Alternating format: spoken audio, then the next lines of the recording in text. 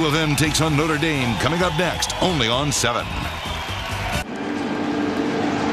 It is an awesome setting. The Big House, Michigan Stadium, on a spectacular September afternoon. Today filled well beyond the capacity of 106,000 as Michigan takes the field, ready to renew one of college football's greatest rivalries.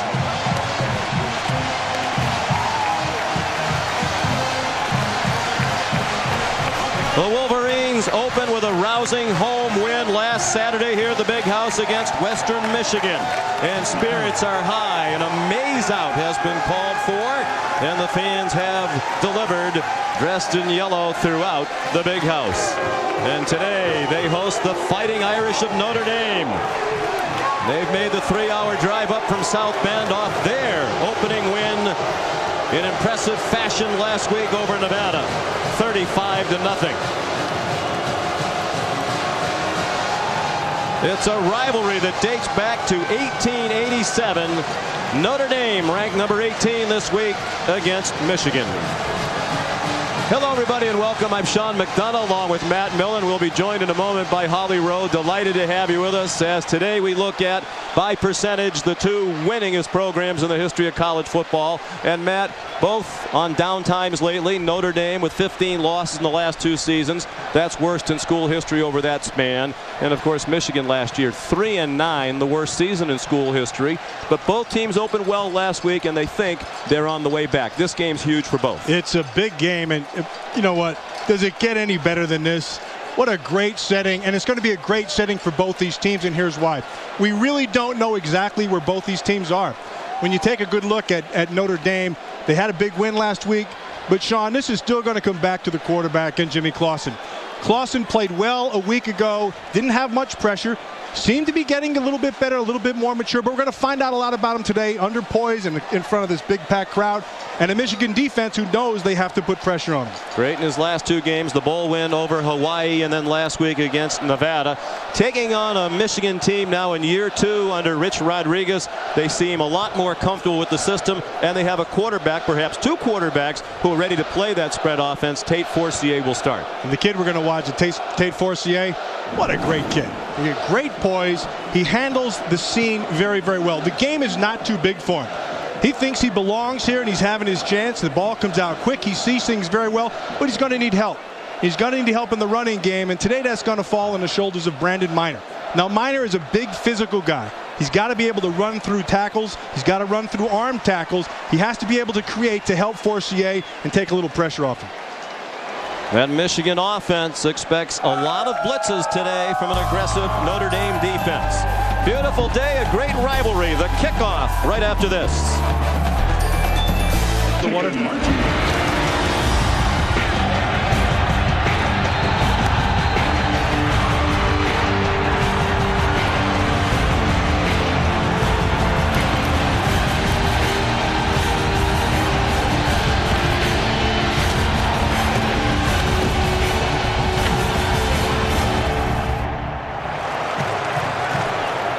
We're back live inside the Big House. Getting ready for kickoff. Notre Dame and Michigan, as we mentioned, by percentage, they are 1 and 2 all time.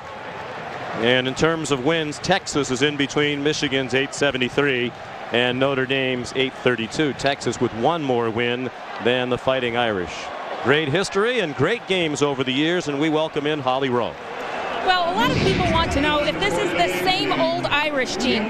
I can tell you in the pregame warm-ups, fiery linebacker for Notre Dame, Brian Smith, was screaming at his linebacking crew. They haven't seen this kind of an Irish team yet. In fact, he said, let's get those pads rocking. And then he said, you know, if they want to start 2 freshman quarterbacks, they're just stupid. They are ready to show that they are not the same Irish team. But today they'll need him to calm down. He's starting in place of Torian Smith in the middle, and that means true freshman Manti Te'o will start alongside of him. They'll need him to be calm so he can calm down the true freshman. All right, Holly, we'll look forward to many reports from Holly today. Also on our show, we'll talk about how Jimmy Clausen and his receivers improved their chemistry during the offseason. We'll continue our countdown of college football's top 30 moments of the last 30 years. And Matt has been milling around again this week. On his mind, Michigan's famed winged helmets. You had a lot of fun doing a little research on that subject. It was enjoyable. It was very enjoyable. Learn a lot when you come to these places. I guess that's why they call them universities. And a lot of the students have made their way into the big house today for this one on a glorious day for football. Not a cloud in the sky overhead. 74 degrees. Very comfortable, very little breeze. High UV index today. Hopefully the folks came out armed with sunblock. Just perfect conditions as Notre Dame and Michigan get together again. Rich Rodriguez and the Wolverines lost last year in South Bend in his first Notre Dame Michigan game. They committed 6 turnovers. That was the big issue. In his second season, the rocky first year, as he took over for Lloyd Carr, dealt with some adversity leading into this season, but the team rallied around him last week. And Charlie Weiss on the hot seat as well, trying to improve on the 7-6 season last year, 3-9 the year before that. But 18 starters back this year for Notre Dame, 10 of them on offense. And Charlie believes he has his best team in his 5 years at Notre Dame. He also believes he has a pretty good kick returner in Theo Riddick, the freshman, who's back deep. They want to get the ball in his hands as much as they can. Brian Wright will kick off for Michigan. The Wolverines won the toss and deferred, so Notre Dame will receive.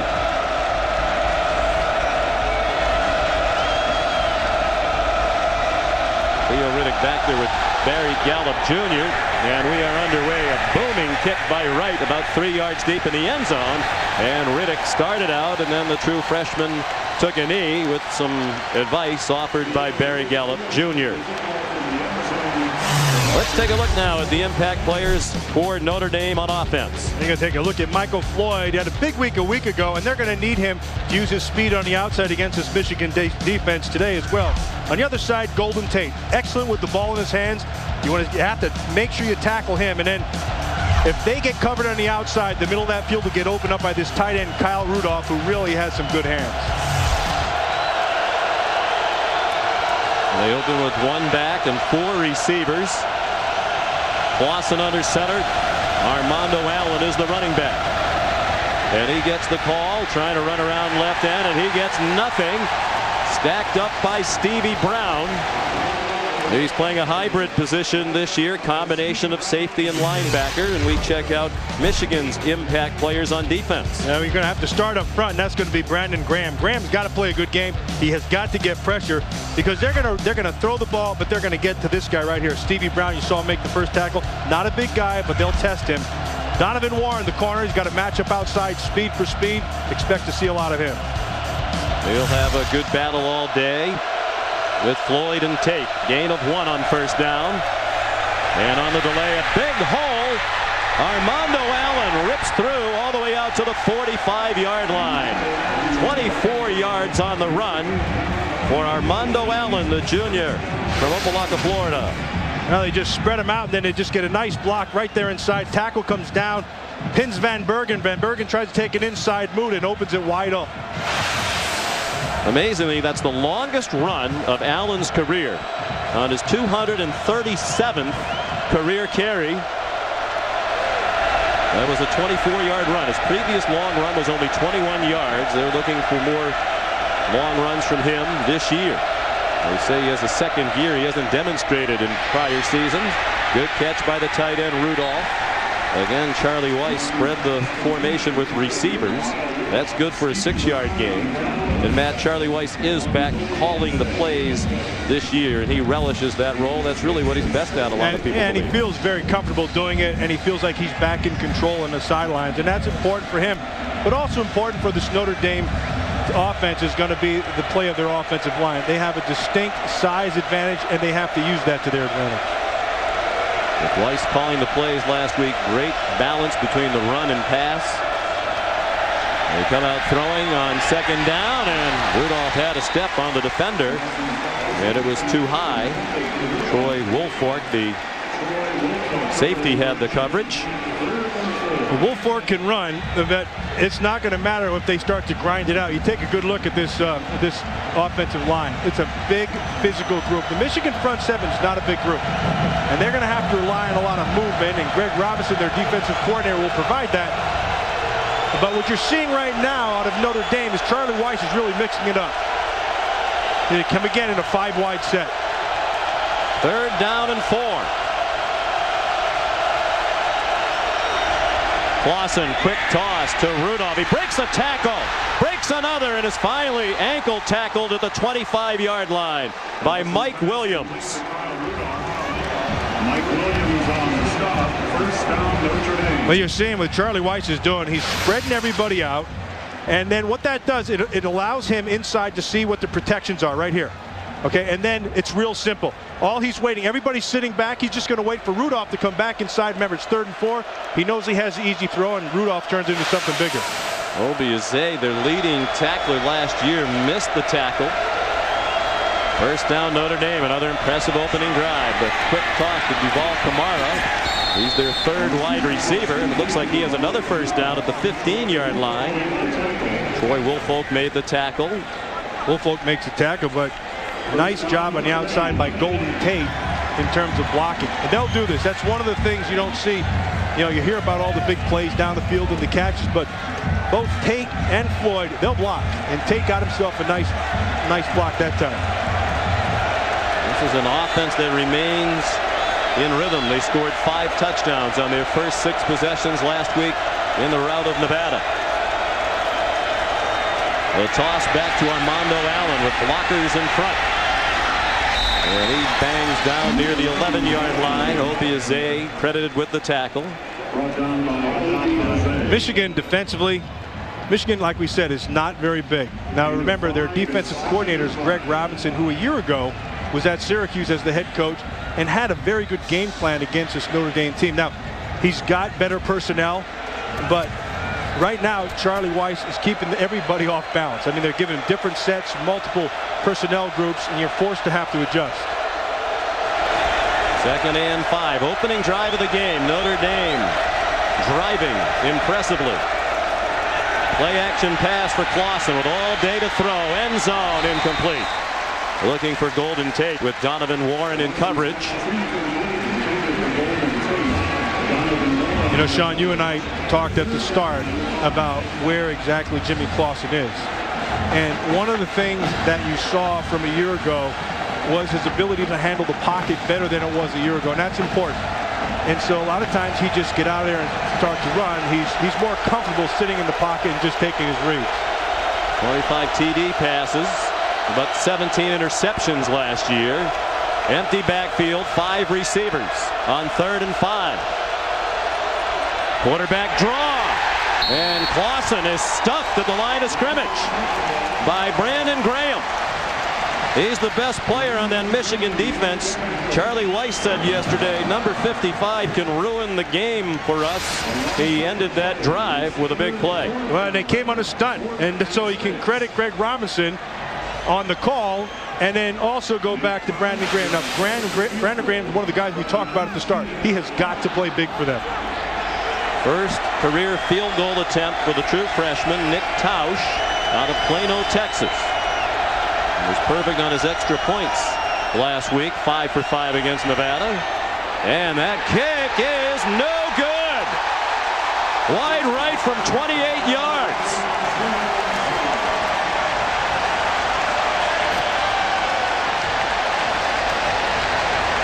Sean, I'm not much of a dumper, but it looks like he pushed this one. That's your game.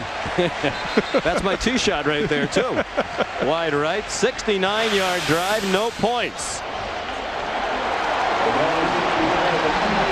And that's life with a freshman kicker. Tausch is a great talent out of Jesuit in the Dallas, Texas area. He beat out a junior, Brandon Walker, to win the kicker's job in the preseason. So now Tate Forcier in the Michigan offense, and he comes out slinging. Finds his tight end, Kevin Koger, for 11 yards and a first down. Well, you mentioned Forcier right from the start coming out slinging. He's going to have to do that, but he's going to have to be able to handle pressure. And in order to handle that, he's got to get the ball into the hands of Brandon Miner, who's a big physical runner, and they really like him. The other part of this is Greg Matthews, the senior receiver outside, only had 2 catches a week ago, has to come up bigger today. Carlos Brown starts at running back and gets nothing, a loss of a yard. And there's that talented freshman about whom Holly Rowe is speaking, Manti Te'o, the most highly recruited defensive player in the country last year out of Hawaii. Speaking of him, he's an impact player, and why he has great instincts. And that allows him to put Brian Smith back in the middle. He's got great leadership skills and calls everything. Kyle McCarthy, the safety, the quarterback back there, leading tackler, always active. And a school record 110 tackles last year for a defensive back. Forcier, a short throw. It's Kevin Koger again, the sophomore from Toledo. We're hoping to get the tight ends more involved in the offense this year. Forcier is a true freshman out of San Diego. His brother Jason played here for a couple of years behind Chad Henne. Realized he wasn't going to beat Henne out, transferred to Stanford. And brother Chris is now at Furman as a transfer quarterback from UCLA. 3rd down and 8. And a blitz, and Forcier gets away from it. He has excellent feet. And he could not get away from the second tackler, Darius Fleming. Ran him down after a short gain. They'll mark the ball near the 35-yard line. And it'll be 4th down and about 6. Actually going to put it back on the 34, 4th and 7. Sean, we talked about Greg Robinson and mixing things up, but John Tenuta, defensive coordinator for Notre Dame, is the same type of guy, and he's going to bring a lot of people. And he did that time. It's his numbers off the left side. They kept him 3. They brought 4, forced him outside. The good news was Forcier handles things very, very well. Remarkably poised. Zoltan Mesko, a short punt by his standards. Golden Tate watched it bounce. And the Wolverines downed it at the 28-yard line. Stevie Brown downed it. Well, each team has had it once. No score. Still early in the first quarter. Here at the Big House.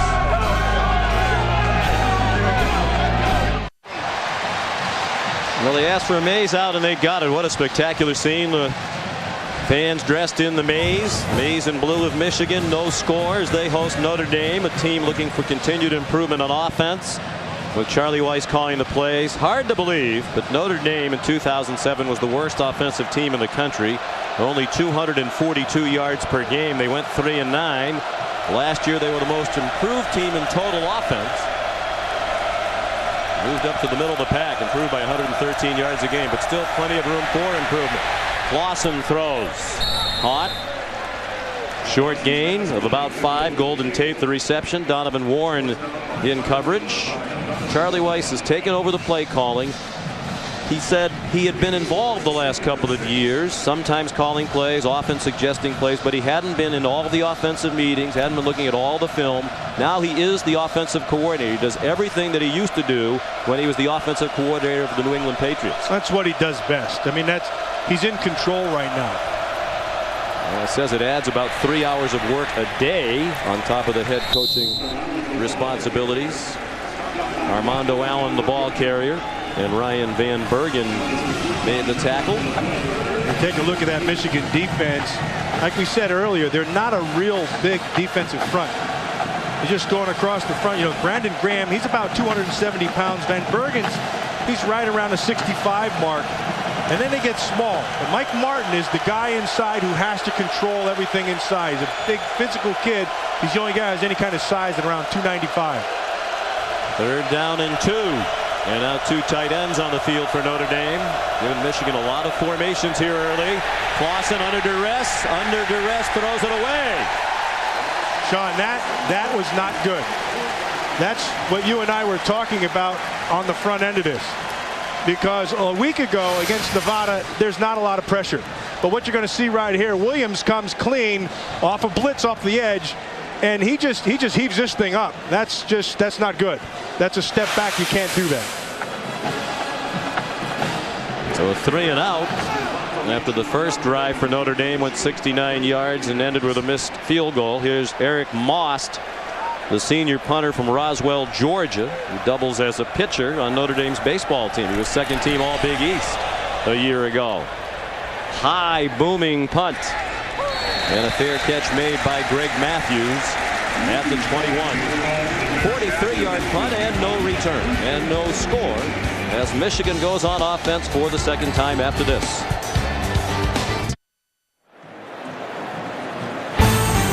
ESPN's College Football on ABC. Brought to you by Nissan Maxima, proud partner of the Heisman Trophy. Pacific Life. For insurance, annuities, and investments, choose Pacific Life, the power to help you succeed. And Bud Light, with just the right taste that never fills you up. The difference is drinkability. And these spectacular views of 83-year-old Michigan Stadium brought to you by MetLife. MetLife has the protection you need for the most important ifs in your life. Visit MetLife.com today. Sean McDonough, Matt Millen, Holly Rowe, delighted to be at Michigan Stadium and happy to have you with us. Second possession for Michigan on their own 21 midway through the first quarter. Forcier showing his running ability. Gain of 8.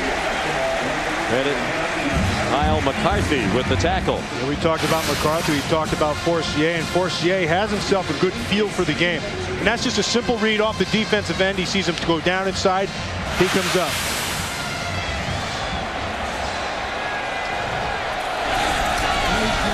On 2nd and 2, the quick throw and catch. There's a flag down as Kelvin Grady was taken down quickly by Sergio Brown. Loss on the play if it stands. Bill Lamagna, the referee. Officials are from the Big Ten. It looked like they had a hold on the outside. It looked like Stoneham lined up. They were just going to go with a quick bubble screen, and they tried to get into their guys too quick. Great job by the defense of Notre Dame to react. Illegal block in the back. 86. 10-yard penalty. Still second down. And they do accept the penalty against Kevin Koger. Holly? Holding penalties were a problem for Michigan last week, and Rich Rodriguez told us, hey, they came in the offseason, the Big Ten officials, and showed them videos saying stuff we didn't call as holding last year, we're going to call. It's a point of emphasis. I talked to some of the officials before this game, and they said if there's grab or restriction on the ends, that is something we're really looking at. Well, Notre Dame only had 3 penalties last week, but Charlie Weiss didn't like one of the holding calls against his team. Long throw, and it's incomplete. Darryl Stoneham was open. Coverage from Rashawn McNeil, but Stoneham did not make the catch, and that's the position where they're still a little thin as at wide receiver. Yeah, they're a little beat up with Junior Hemingway out, but he throws it where he has to throw it. Good job by Stoneham of giving himself and the quarterback some room to throw between he and the sideline. And, of course, Forcier throws it on the outside.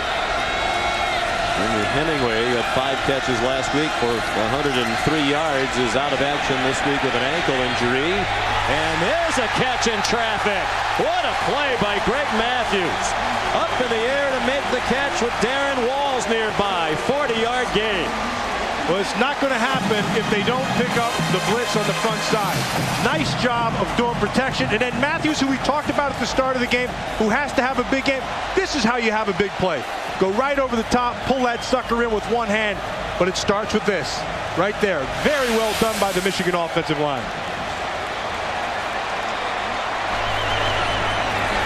And now the inside handoff, a flag down, thrown where you would expect another holding call.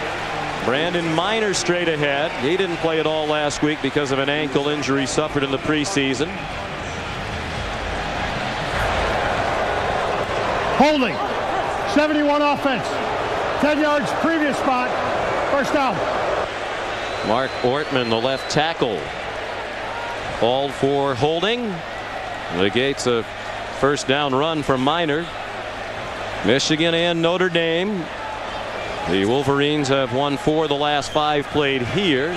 Notre Dame won at home in South Bend in this rivalry last year. Now the 2 of the winningest programs in the history of college football, with Texas in between on the all-time win list.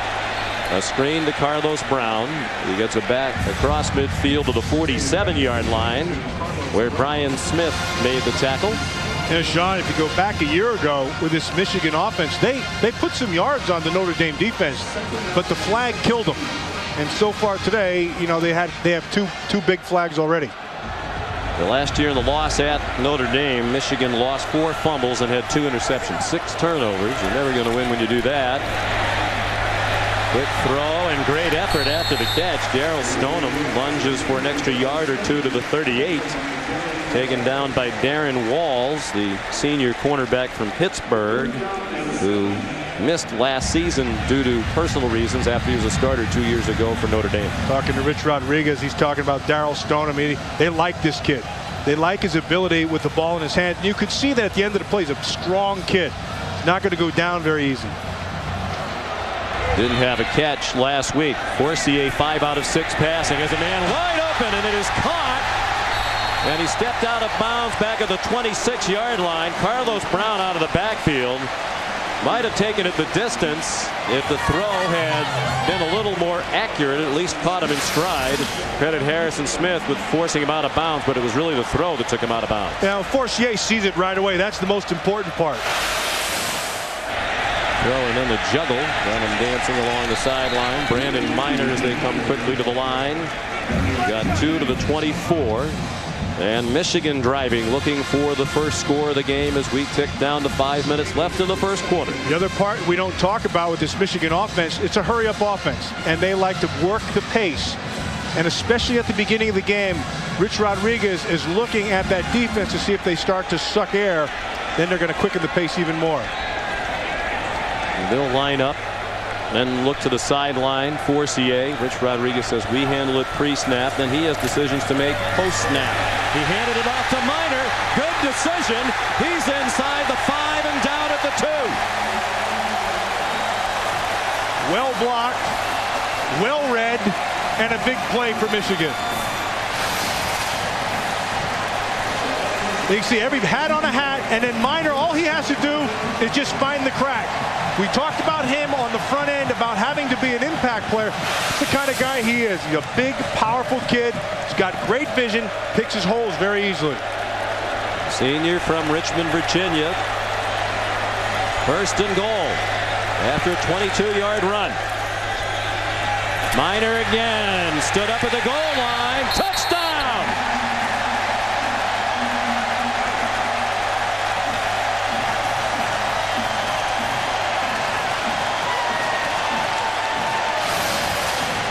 You talked about power. Watch the second effort. Over the top, he's hit. Now watch him turn. Boom, right there. He knows where that goal line is, and his strength takes him in. And Minor bothered after wrist surgery last year. Said he couldn't lift weights, couldn't stiff arm anybody. Had trouble, lost 3 fumbles last year. Was a very frustrating year personally and for the team. He's healthier, and it's made a big difference.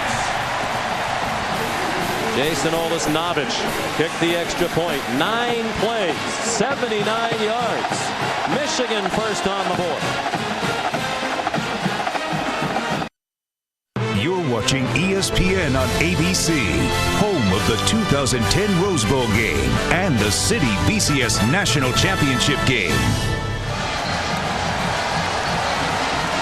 More great action tonight at 8 Eastern on ESPN. 2 top 10 teams battle in a season-defining matchup with conference pride and national championship implications on the line. It's Matt Barkley, the freshman quarterback, leading number 3 USC into the horseshoe to take on Terrell Pryor and 8th-ranked Ohio State. USC and Ohio State college football primetime presented by Hampton Hotels tonight, 8 Eastern. That's on ESPN. The Trojans have had the upper hand lately, and Barkley very impressive, playing San Jose State last week. And he should, because that offensive line for USC, that might be the best offensive line in all of college football. Ryan Wright kicks off. Here's Barry Gallup Jr. Son of the terrific coach Barry Gallup. Longtime member of the staff at Boston College. Barry Jr. tripped up at the 27. We check in with John Saunders in New York. Sean, time now for an update brought to you by Taco Bell. And we start off with Wisconsin lining up for a game-winning field goal. It's Philip Wells, 22 yards, knocks it through as they knock off Fresno State. Meanwhile, Michigan State loses on a last-second field goal from Andrew Aguila from Central Michigan.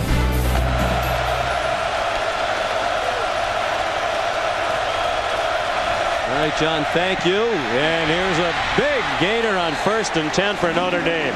Armando Allen said he wanted to break more long runs this season. He's done it already today. That's good for 14 out to the 41, 1st down. Well, when you have some blocks up front like you have right here, Armando Allen could have a big game. And all they're going to do, they caught him in a stunt. You see everybody's slanting this way.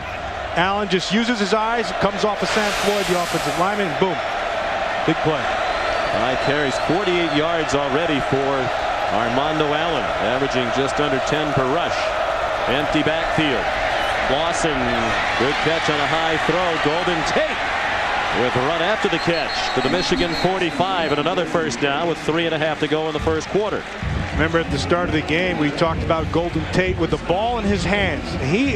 He's exceptional. He is a tough runner. He's got great feet. He's like a running back once the ball's in his hands. He has good speed, not great speed, not game-making speed.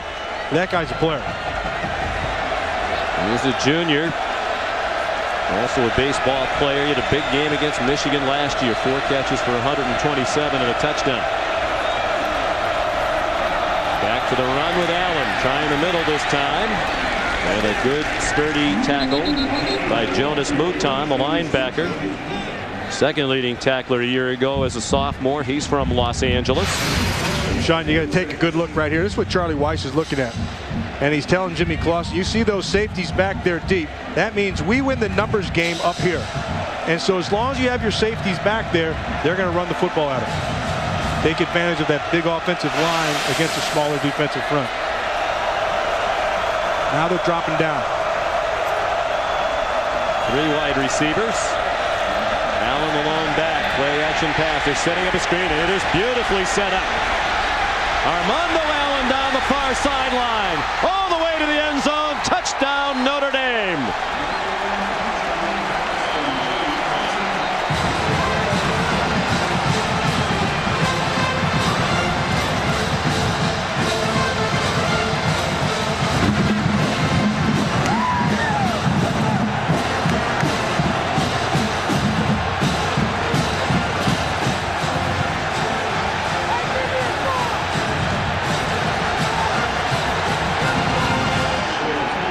Greg Robinson rolled the dice a little bit. He brought some pressure. That safety came down and he came on the blitz, and they got behind everything, and it was just down the left sideline. Michigan has called a timeout. 41-yard touchdown Michigan. pass. First time.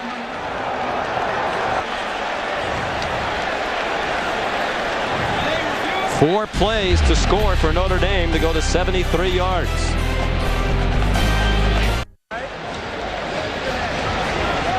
Well, Rich Rodriguez called the timeout just before the extra point. He wanted the replay booth to take a look at the replay of the touchdown. He thought Armando Allen went out of bounds along the far sideline near the 20-yard line. He's got some pretty good eyes from that far sideline. Well, they showed the replay on the big screen. A lot of the fans started hollering. He's in bounds there. That's the step, and I think that's inconclusive about whether or not he's in or out. That was a great shot right there by our cameras. See, now if you look at it from the sideline, it looks like he's out right here. But when you go to the other angle, and then we have a camera right down there, watch his feet. No. That's a tough one.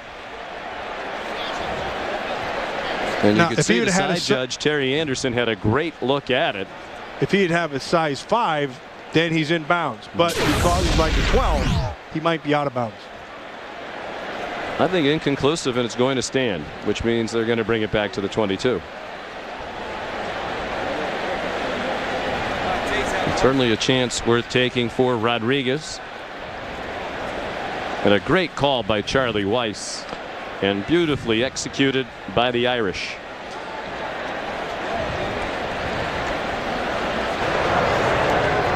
Following the review, the runner stepped out of bounds at the 22-yard line. Yep, size 12 gets you Notre every Dame's time. ball, first down. Clock operator, please reset the game clock. 2:26. 2:26 on the game clock. Well, regardless whether he is in or out, it's a big play, and right now Charlie Weis is doing a good job of keeping things mixed up.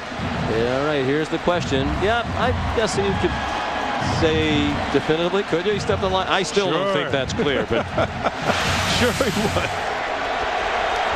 That's the one thing these coaches understand. They make the call, you go with it, and you play on. We're told after some miscommunication from the field that was not a coach's challenge, but they did take advantage of the time during that Michigan timeout to look at the replay and ultimately change the call. So it's 1st and 10 from the 22. Here's Theo Riddick, the speedy freshman. Snapped up by Stevie Brown. No gain. Charlie Weis said last night when Theo Riddick's in there, we're going to give him the ball. He's in there to carry it with a great skill set. And he's got some great quicks. They want to get the ball in his hands, and they want to try to go after Stevie Brown. You can see him right there, number 3. He's not a real big guy.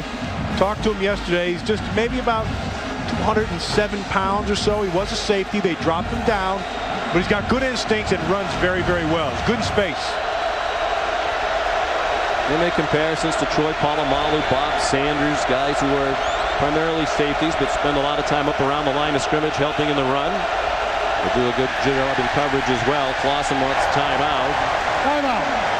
Instead of the touchdown, they got a 19-yard gain on the screen pass out of the 22, and then nothing on the run for Riddick. 2nd down for Charlie Weis when we come back.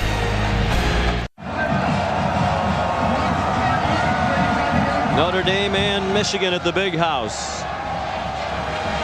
1:38 left in the first quarter. They just added 12 seconds to the game clock during the timeout. Let's check in with Holly. Well, guys, we could see in the earlier drive for Notre Dame, the noise here in Michigan Stadium is starting to be a factor. They resorted to some hand signals. This place has had a reputation for being a symphony crowd, but there's some renewed interest. They're louder. Add that to the fact that they've got construction on these upper decks that's preventing the sound from escaping, and it's about as loud as I've ever heard it here every play. Jimmy Clausen really struggling to get his guys to communicate. You can see the linemen all turning to each other. They're really trying to communicate here well despite this very noisy crowd. That's a new structure on the far side of the field. They have a similar one on the near side. And they're also tilted toward the playing field, almost as if to ricochet the noise back down toward the field. Not as if. 2nd down and 10. Clausen steps up on target to Armando Allen, and a good open field tackle by Donovan Warren. And that was another example, Matt, of what you were talking about. Exactly. Charlie Weis talks about Clausen's improvement in the pocket. He doesn't take off now. He just takes a step or two to find a better place, a la Tom Brady or Dan Marino. You know, when you get a guy who handles that and can handle the pocket, you don't have to be a great runner. You don't have to be moving all over the place. You have your space. You own your space. He's gotten better at it. 3rd and 5. Notre Dame at the Michigan 17. Clausen one-on-one and too far. Michael Floyd with Boubacar Sissoko covering. It's a nice, simple read for the quarterback. Go to the 2 receiver side. You can watch the safety dropping down. You'll see him coming up in here. And then all he's going to do is just go. Now, nice job by Sissoko. Reads it perfectly. You see the cross. He just gets deep. He had it. So here's Tausch, the freshman. Missed his first collegiate field goal attempt from 28 yards wide right. This one a 34-yarder. Eric Most is the holder. He's the punter. Gordon Coward snaps, and that one is good.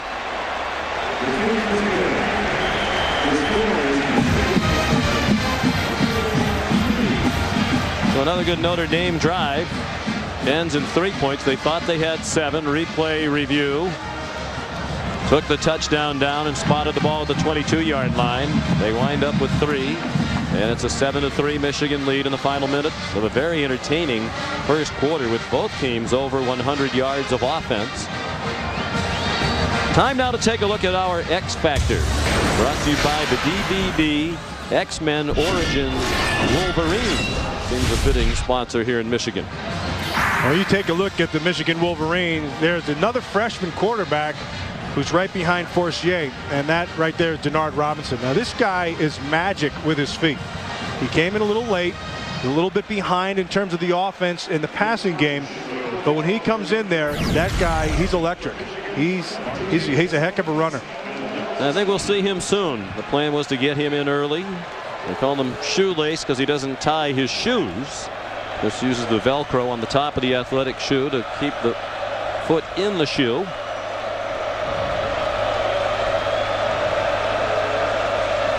So Nick Tausch will kick off. Martavius Odoms and Daryl Stoneham back deep for Michigan. Down to the 6 to Stoneham. Daryl Stoneham running away from the kicker. Touchdown, Michigan.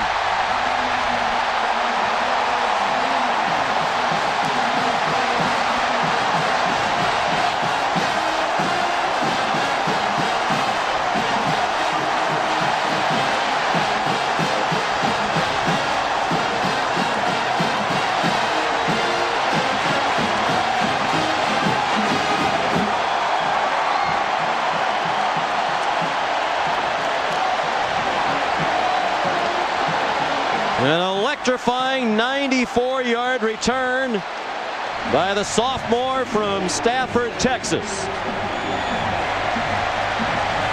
Jason Olesnovich for the extra point. Fifth-year senior, first year starting at place kicker for Michigan, makes it 14-3.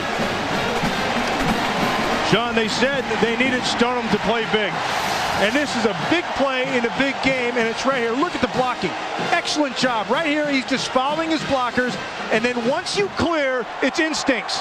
So somebody gets high, he cuts back, and then it's just speed to the end zone. Very, very well blocked, very well executed, and 6 points for Michigan. Look at that right there. And as soon as he hit through that thing, it was just his eyes. He saw the guy get too high on him, cut back underneath, and then it's just open field.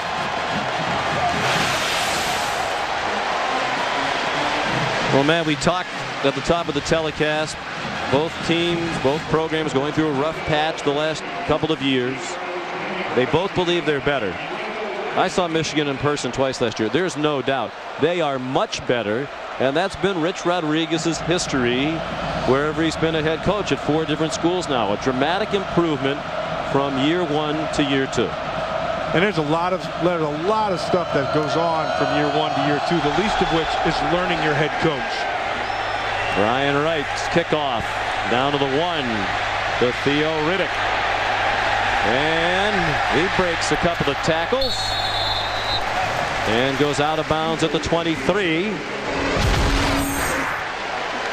Well, in his first year at his alma mater, West Virginia, Rich Rodriguez went 3-8. They scored only 21 points per game. A year later, 9-4, 30 points. Last year at Michigan, the worst offensive season in school history and the worst record in the history of the Wolverine program at 3-9. There's a lot that goes into that. I mean, there's a lot of teaching. It's a new offense. You're changing personnel. You have new coaches. Coaches learning players. Players learning coaches. They had a whole offseason to get your stuff in, so they should be a little more settled. And now Clausen. Not on the field at quarterback as Armando Allen lined up in the Wildcat. They showed that last week against Nevada. He handed it off to Golden Tate. Clausen was on the field, lined up at a wideout position. Tate went to the 30. And a gain of about 6. Call it 5, 2nd and 5. They don't have to snap it again here in the first quarter.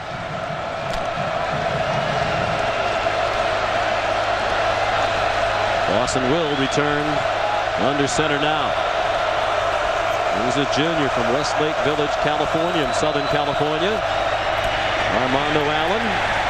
It's over, guys. It's over. About 2 yards short of the first down on the final play of a wide open first quarter. Notre Dame had 142 yards of offense in the first quarter, but trails 14-3.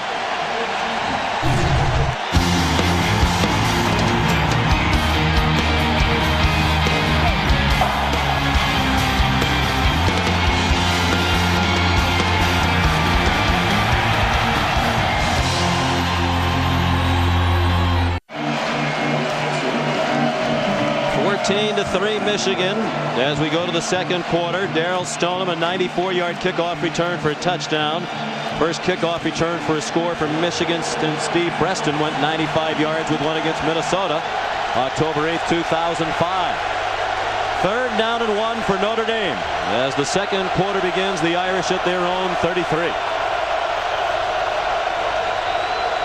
Tightened up coverage, you can see. You got them all lined up on guys. You got one safety deep. Armando Allen running right. First down. And he fights his way to the 38-yard line. Time now to take a look at our Pacific Life game summary.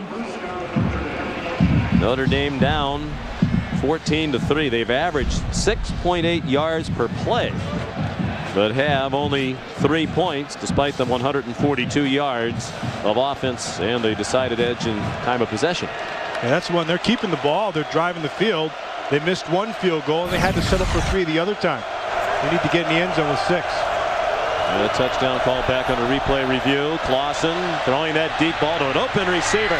Michael Floyd taken down by Boubacar Sissoko at the 23-yard line, or else that would have been a touchdown. They'll spot it back at the 24, and a long gainer for Notre Dame. Again, it starts up front.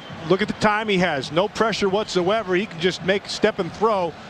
And Sissoko just a little bit too far. Is respecting the speed of Floyd. You can see he's bailing. Kind of lost where he was. First catch for Floyd, good for 37 yards. He averaged 47 per catch last week with 4 balls against Nevada. 3 of them went for touchdowns. First and 10 Irish. Blossom with all day. Zings another one for another first down. The Golden Tate.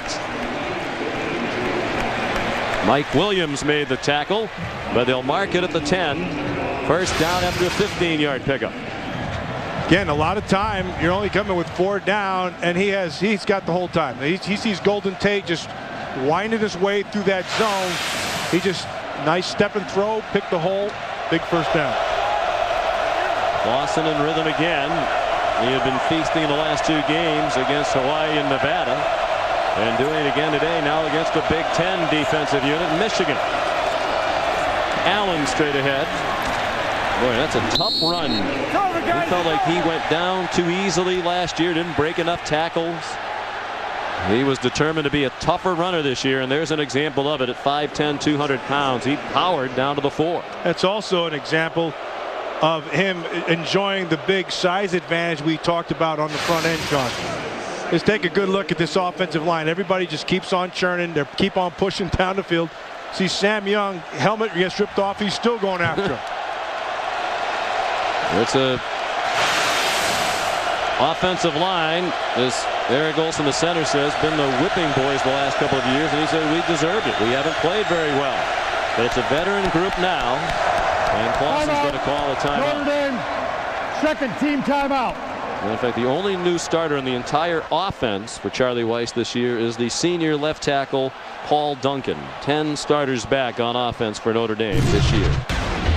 Last week we began our countdown of college football's top 30 moments of the last 30 years. When we come back, moment number 29. Buffalo Wild Wings presents the top 30 plays of the last 30 years. Number 29. With 1 minute standing between Colorado and its first national championship, the Buffaloes did the unthinkable. They punted into the hands of Notre Dame's Raghib Ismail. The Rocket rose to the occasion with a dramatic touchdown return, only to see it nullified by a clipping call. Follow the top 30 countdown all season long. Brought to you by Buffalo Wild Wings. A lot of Notre Dame fans who think that was a phantom clipping call. Be sure to tune in to ESPN and ABC's college football coverage next Saturday at 3:30 Eastern to find out what moment number 28 will be. I still think it's a bad call. Second and goal, Notre Dame from the Michigan 4. 12.5 to go till halftime. Michigan leading by 11. Jimmy Clausen throws quickly. Touchdown, Notre Dame. Golden Tate beat Boubacar Sissoko. Sissoko can't give him that much room. That's too easy. It's just throw and catch.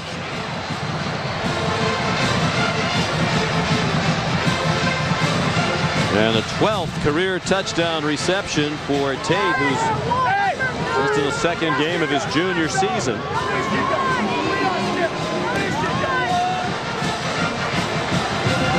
Notre Dame up to 209 yards of offense, averaging 7.5 yards per play. Nick Tausch adds the extra point.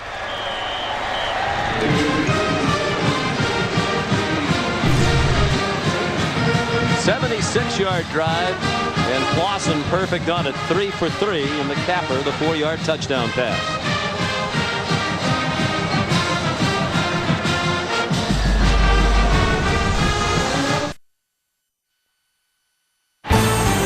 ESPN's College Football on ABC. Brought to you by Ford. We speak car. We speak innovation. Introducing the all-new Taurus. Drive one. Cheese it. You know real when you see it. And Aflac. We've got you under our wing. And just a few hundred yards from the big house, Bo Schembechler Hall. Renovations underway over there. New practice facilities, weight room, locker room, 4-foot deep beach sand pit. And of course, here in the stadium, those new luxury suites across the way will be open next year. The capacity is actually down a couple of thousand this year at the big house, down to about 106,000 while they complete the renovations. They'll be back over 108,000 capacity next year. Nick Tausch kicks off. Martavius Odoms pulled down at the 25 by Sergio Brown. And let's go back and take a look at the Notre Dame score. I want you to watch down here. Boubacar Sissoko, the corner, he's in man coverage, and it's a tough position because you want to be able to have your cushion and then be able to drive it. You have to kind of take a sneak back inside with your eyes, and you see the quick step. He's got to drive that ball right away. He's giving a little bit too much cushion. He got him in the back pedal, and it's a score. And Jimmy Clausen and the Notre Dame offense moving briskly. But Michigan on offense has been moving as well, averaging just under 9 yards per play. They have 113 yards of offense, and of course the 94-yard kickoff return for a score. Carlos Brown gets perhaps a yard on first down, and that's it. Ethan Johnson the tackle. Here's Holly. About 6 or 7 minutes ago, Rich Rodriguez was getting ready to put in freshman quarterback Denard Robinson. He had his helmet on, been warming up, and he was ready to go. But then Michigan got that kickoff return. The offense have been sitting over here on the bench for so long now. Forcier was kind of getting cold. Rich Rodriguez said this is a rhythm offense, so he's choosing to go with Forcier keeping his rhythm right now. Trying to set up a screen, and Notre Dame is all over it. Torian Smith, the middle linebacker, there to smother Martavius Odoms. And we go back and look at both these programs and where they're at right now. You know, I said, we were talking about this last night, Sean. I said, you know, Michigan and Notre Dame, if you look at their rosters and where they're at, if both teams play their best games, Notre Dame should win this game. They have, more time in the system. They have better personnel. The guys that Charlie Weiss wants, Rodriguez is still trying to get his guys in. Charlie Weiss agreed with that statement. Forcier has a lot of running room. Needs to get the 34 for the first down. Didn't get there. Got to the 29. And that's all run down by Brian Smith, the best player on that Notre Dame defense, according to Coach Weiss. And Charlie Weiss wasn't trying to brag. He said, I have great respect for Michigan, but we're in year 5 with our staff. We're further along than Michigan is right now with their new coaching staff. We have better players. If we play well, we should win the game. And that's why I go back to saying, no, this is an important game for Notre Dame because of that fact.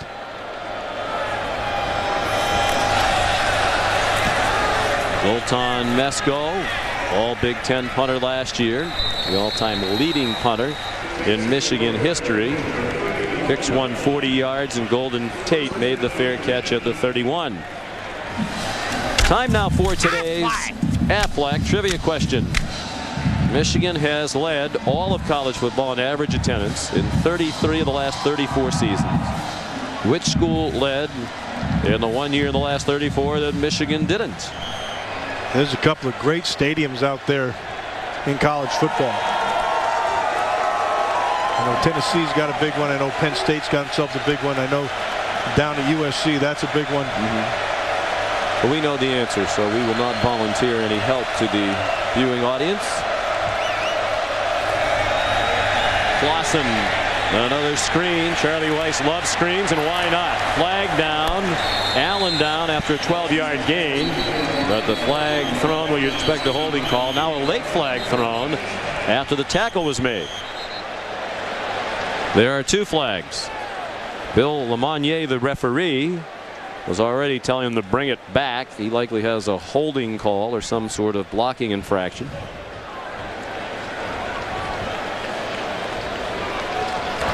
There was no foul downfield, but we had holding. 74 offense. 10 yards previous spot. First down.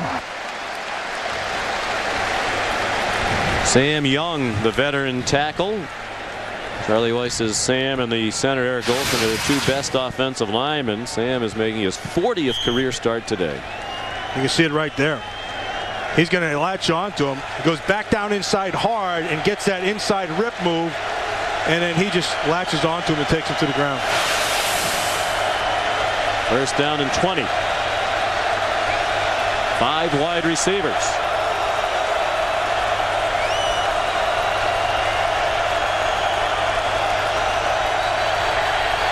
And a delay of game call now against the Irish.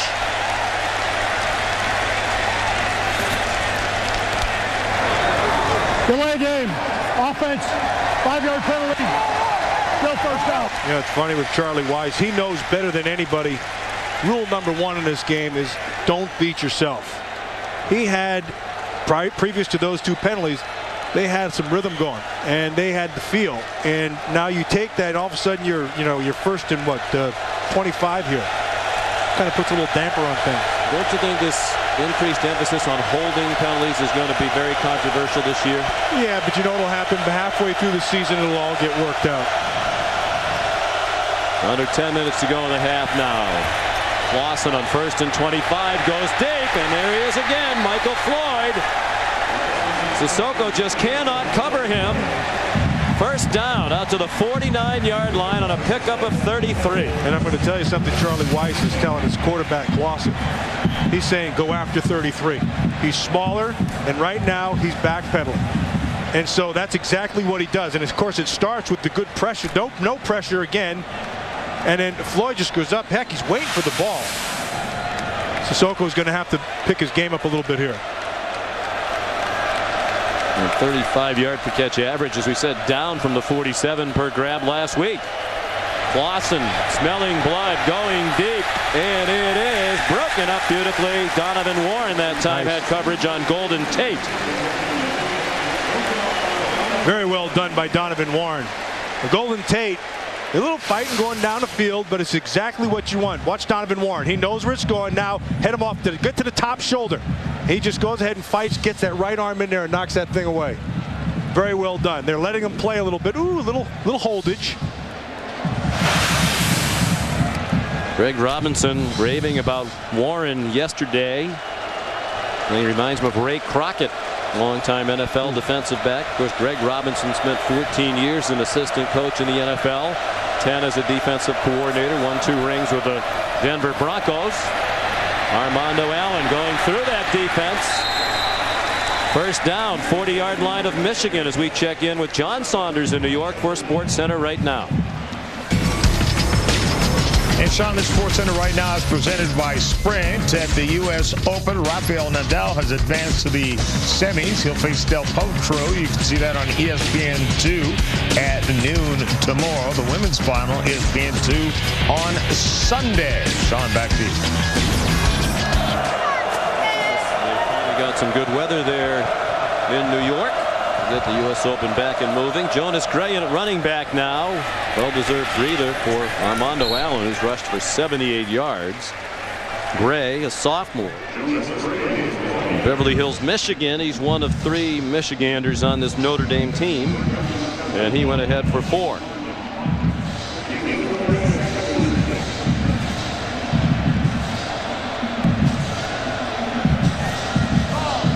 Gray had a good day last week against Nevada. Rushed for 50 yards on 9 carries. Out of Detroit Country Day Notre Dame driving. A touchdown would give them the lead. Clausen zips one. Caught. Golden Tate. Another first down to the 25-yard line. Flag down back near the line of scrimmage. Well, it's just on the outside. Again, the whole key, if you're watching this game, this is like 7-on-7. He's got way too much time to throw the football. If you're a Michigan defender, they need pressure. Yes, sir. 45. Half the distance to the goal. Automatic. First down. Obieze, middle linebacker, their leading tackler last year out of Grand Rapids, Michigan. He's got the time. Zay comes late. That's what they're going to call that.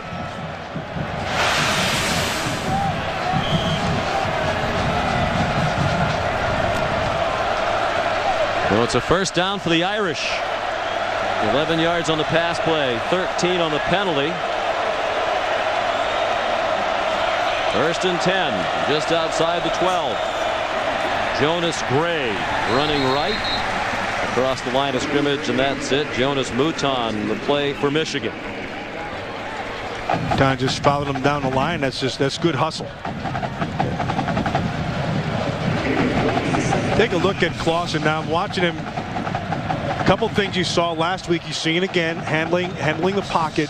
But he's getting excellent protection right now. This is just like 7-on-7. He's only missed 5. He's thrown the ball well. A couple bad throws. Other than that, he's been pretty darn good. Top quarterback recruit in the country coming out of high school. He throws it the back corner of the end zone. Touchdown. They're making it look easy on the perimeter. Michael Floyd beat Donovan Warren. And Notre Dame takes the lead.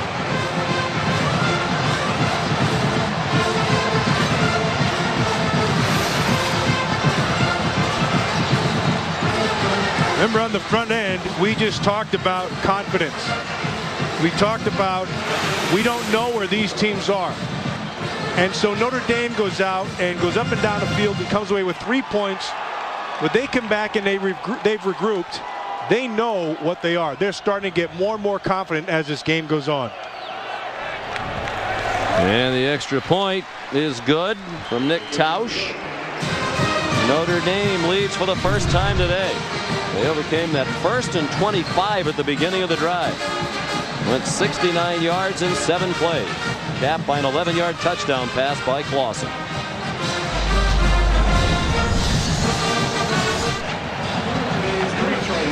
Notre Dame leads for the first time today. It's 17-14. Just over 7 minutes left till the half. For all things related to Chicagoland's teams, including Notre Dame football, you can log on to ESPNChicago.com, where you can also go for complete post-game coverage of this game. Log on to ESPNChicago.com, get all the latest on the Irish. Don't forget to check out Eric Hansen's blog devoted solely to Notre Dame football. Nick Tausch will kick off for Notre Dame. Artavius Odoms, Darrell Stoneham back deep for the Wolverines. It's Odoms from the 6. Trying to go all the way across the field and did not reach the 20. Jamar Slaughter banged him out of bounds. That kickoff coverage unit fired up after they allowed a touchdown earlier. Aflac. Time for the answer to our Aflac trivia question. Michigan, the leader in college football attendance, 33 of the last 34 seasons. We want to know the only other school that's led in that time span. Tennessee. Big stadium. Yep. Big football. Lots of orange. Neyland Stadium. One of the other great venues in college football. This place a little quieter now, as Notre Dame has come back from 11 down to take a 3-point lead. Tate Forcier in trouble behind the line of scrimmage and sacked, and a late flag thrown in the defensive secondary. Brian Smith got the quarterback. First sack of the game for either team. But a defensive holding call against Notre Dame.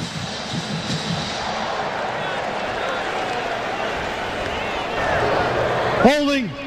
Number 31 on the defense. 10-yard penalty. First down. That's Sergio Brown. He's lined up in the slot, and it's a good call. He latched onto him pretty well. You know, watch Sergio Brown right here. Trying to walk in position. And then that's a pretty easy call. And here's Denard Robinson now, the other freshman quarterback with blazing speed, sub 4.40. And he got a hard-earned yard. Welcome to this rivalry, says Robert Blanton, the cornerback. Sophomore from Matthews, North Carolina. Well, that will be the test of the no shoelace approach. If his shoes stayed on after that hit, they'll probably stay on throughout. Well, they gave him his one run. Now they're going to send him right back to the sidelines. This is a kid, though, that you got to keep your eyes on because he has big playability in those feet. That kid can go. When compared to Pat White, who started quarterback for Rich Rodriguez of West Virginia, Blanton, the only person near that throw from Tate Forcier, as the throwing over the head of Kelvin Grady. It'll be 3rd down and 9. The difference right now in quarterbacks with Forcier, he hasn't had any. He's not having the time to set his feet and look downfield like you see with Clausen on the other side. And that speaks to the Notre Dame defense in the front end. Also, John Tenuta, their defensive coordinator, is giving a lot of different looks. Forcier has better receivers, or rather Clausen has better receivers with which to work. Forcier's throw is high and incomplete. Greg Matthews was in a crowd and got upended as the ball went over his head. Kyle McCarthy, the safety, their defensive captain, always around the football. Always around the ball is right, and he knows exactly where that thing is, and he's going to show up with a pretty good hit. Now the difference right now is personnel outside. And Notre Dame, with their receivers, they have the advantage versus Michigan's defensive players, especially in the secondary. Second straight 3 and out for Michigan. Zoltan Mesko to punt. Born in Romania, came to this country when he was 11 years old with his parents. Got a terrible bounce on an already short punt, and it was fielded by Ray Herring. Notre Dame's going to have great field position at the Michigan 42. An uncharacteristically bad punt by Mesko. On Thursday, September 24th on ABC, the whole world will black out at exactly the same time, and everyone will see a flash of their own future. Mankind will take on the greatest mystery it's ever faced. It's the ABC News series Flash Forward, premiering Thursday, September 24th, 7 Central on ABC. What a big buzz around that program. 3 wide receivers. Armando Allen, the only back. And has a big hole and almost broke it.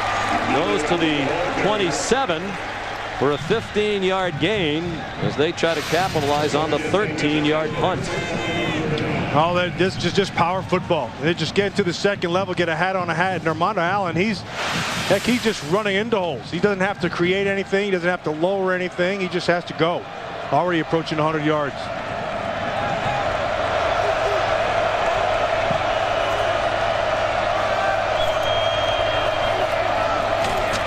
Again, and they were ready for him. No gain. He got smothered by Brandon Graham. Holly. Well, guys, I talked with Armando Allen, the running back for Notre Dame, who's having such a great first half this week. And he told me he watched every one of his games last year, and he was very disappointed how he would get broken down by the first guy. He said, I was just too easy to take down. He said, I really worked on leg drive in the offseason. He went down to Miami, where he's from, and he said, I did every stair in Miami, I feel like. He did stadiums. He did a lot of hang cleans with his legs, and he said, my legs are so much stronger. The first guy is not going to get me down. And then looking for a solid running game for a long time in South Bend. That's it, guys. Wolfolk made the stop on Armando Allen. They haven't had a player rush for 100 yards in a game since 2007 when Robert Hughes did it against Duke. Well, right now, Armando Allen isn't having to break any tackles. He's getting some nice holes. Now, these last 2 times, Michigan has stopped them. Sets up this 3rd and 10. This is a big play here for the Michigan defense if they're going to stay in this game. They've been on the field a lot. About a 2-to-1 time of possession advantage for Notre Dame to this point.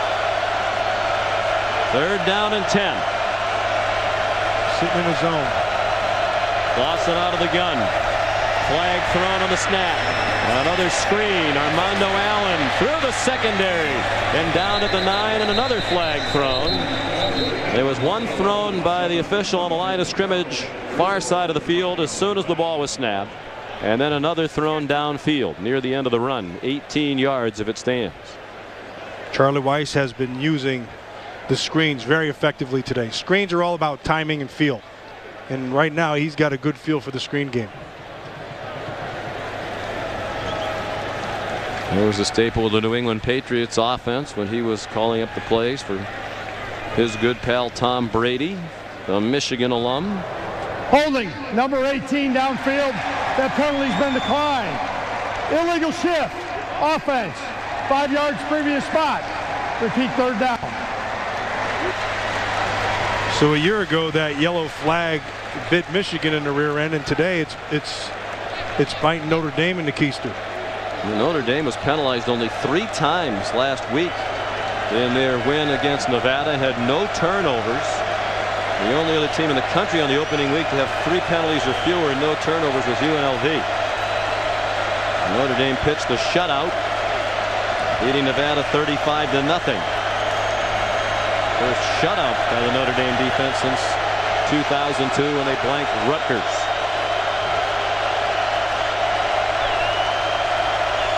Fourth penalty today against Notre Dame. Third down, 15. 3.5 to go in the half.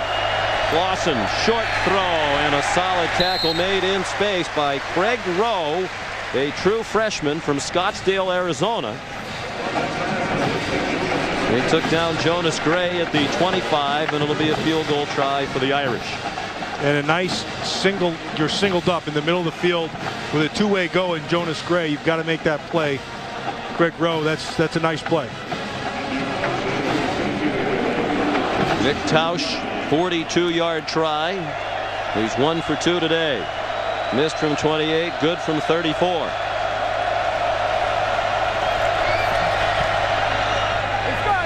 Plenty of leg, and it is right down the middle. Longest field goal of his brief collegiate career for the freshman from Plano, Texas. 2:41 to go, first half here in Ann Arbor, Michigan. Notre Dame leading 20-14.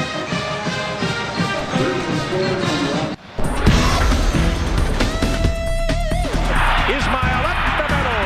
He is gone. No flags. Touchdown. 25 out of the pack. 30, 35. Goodbye, baby. At the 40, the 30, the 20, the 10. Bye-bye, rocket touchdown. Irish. Well, these two schools have a long history together. Rivalry back to 1887, and lately the games have been tight. 7 of the last 8 decided by a touchdown or less. One difference today, Notre Dame scoring in Ann Arbor. Their last 3 trips to Ann Arbor, a total of 17 points for Notre Dame, and they all came in one game, a 17-10 win here in 2005. They were shut out on their other 2 trips recently here, including in 2007. Michigan's got to find their rhythm right now, Sean. They've just been, the last few series have not gone well. They've not had good protection. They've not run the football. So they've got to go back to something that they do well. And I think when they can get back to getting the ball back in Miner's hands, let them pound that a little bit, try to create 3rd and short for that quarterback. Latavius Odom's kickoff returned to 30. Forcier, after the fake, wanted to throw it, and he is run down from behind back at the 26 by Darius Fleming. Charlie Weiss says he's our best pass rusher, sophomore from Chicago. Yeah, he can run, he can scoop. They'll take him as a linebacker, and on 3rd downs, a passing situation, they'll put his hand in the dirt and let him come off the edge.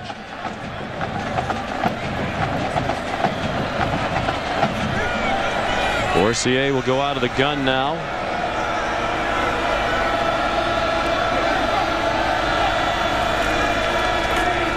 Two minutes to go in the half. Forcier on target. First down, 49-yard line. Darryl Stoneham. He had the 94-yard kickoff return for a touchdown on the receiving end of a 23-yard strike from Forcier. one thing you got to love about this Force is things don't seem to faze him.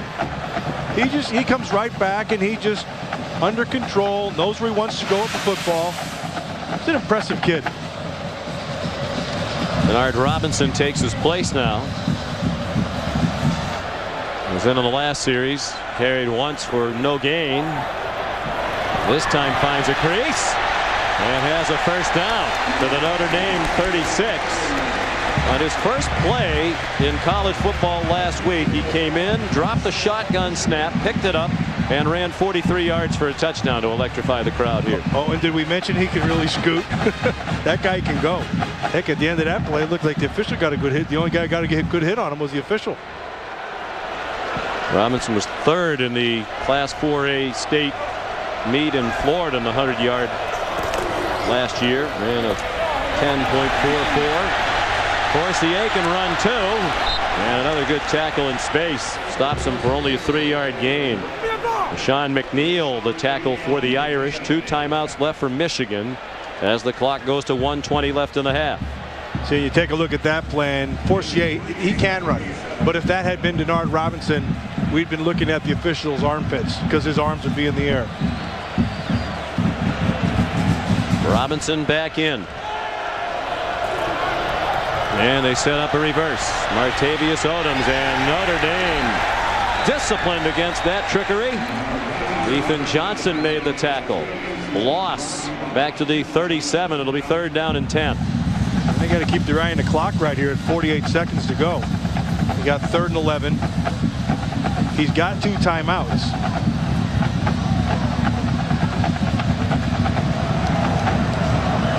He can use one after this down. He's got to. He might not want to use it here because he's not sure they're going to convert. No, not here. Forcier, 5-man rush. He throws incomplete. Not on the same page with Odoms, with Kyle McCarthy in coverage. And now what does Rich Rodriguez do? 4th down and called 11. Well, it's a 55-yard field goal. You heave one. No, he's gonna throw in here. Try to get the first down. You still have 24 seconds. You got 2 timeouts. We can. He's got a lot of field to use here. He'll have to throw it to the end zone. He needs the first down. Forcier again under pressure. He has a lot of running room. Elects to throw instead and has a man for a first down. Greg Matthews. The clock will stop as they move the chains, and they'll use the timeout anyway, leaving them with 1. Sean McNeil made the tackle.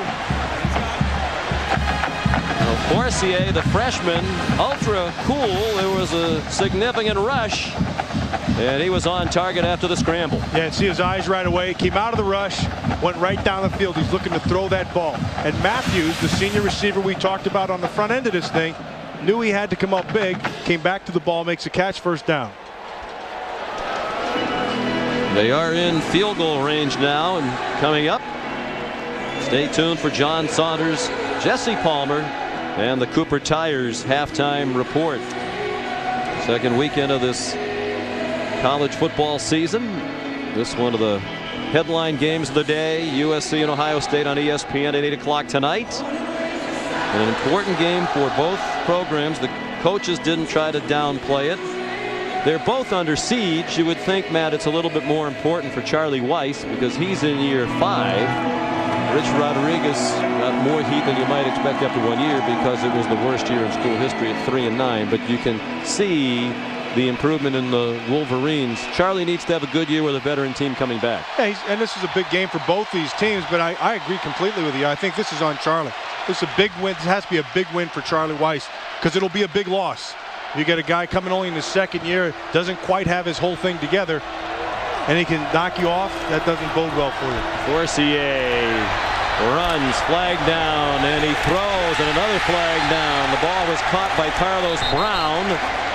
But there are 2 flags on the play. One thrown, you were expecting an offensive holding call, and then one thrown downfield in the coverage area. Yeah, it looked like he stepped out of bounds.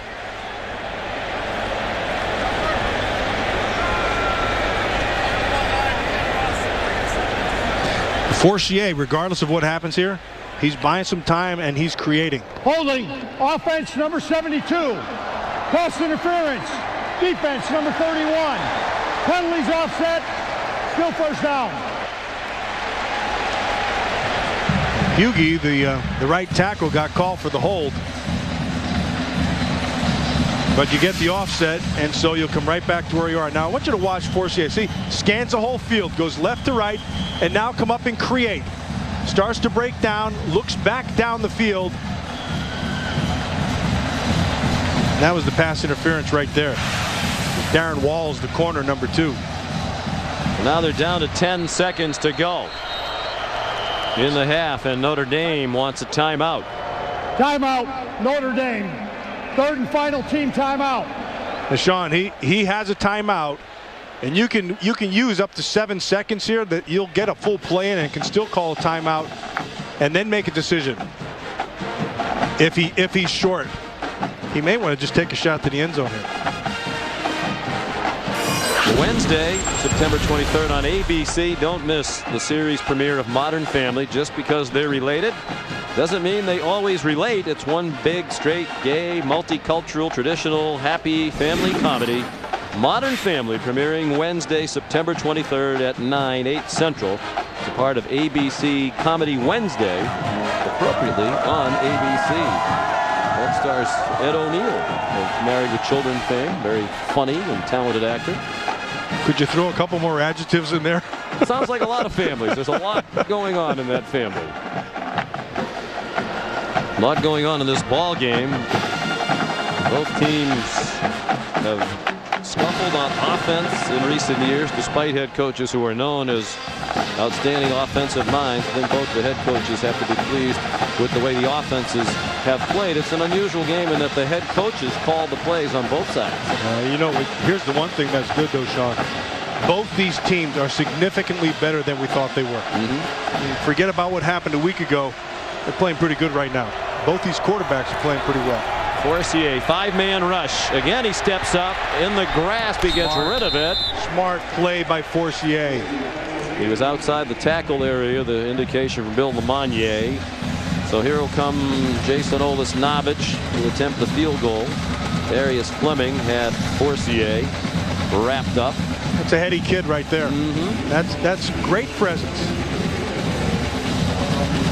He's grown up around football his whole life, Forcier. You mentioned the 2 older brothers. Both college quarterbacks. Olisnovich from 39 yards. And it is good on the final play of a very entertaining first half here at the Big House. 48-yard scoring drive. Notre Dame 302 yards of offense. Almost doubled up Michigan in total offense, but the Wolverines had the 94-yard kickoff return by Darrell Stoneham. Here's Holly Rowe with Rich Rodriguez. Coach Rodriguez, your defense giving up a couple of big plays there. What can you tune in on the secondary and change? Well, we just got to play the ball better in the air. We knew they're going to throw it deep, and they're going to keep doing that. And we got to get our defense off the field. Our offense got to establish a little bit of rhythm, get some first downs, give our defense a break. Thank you. Okay.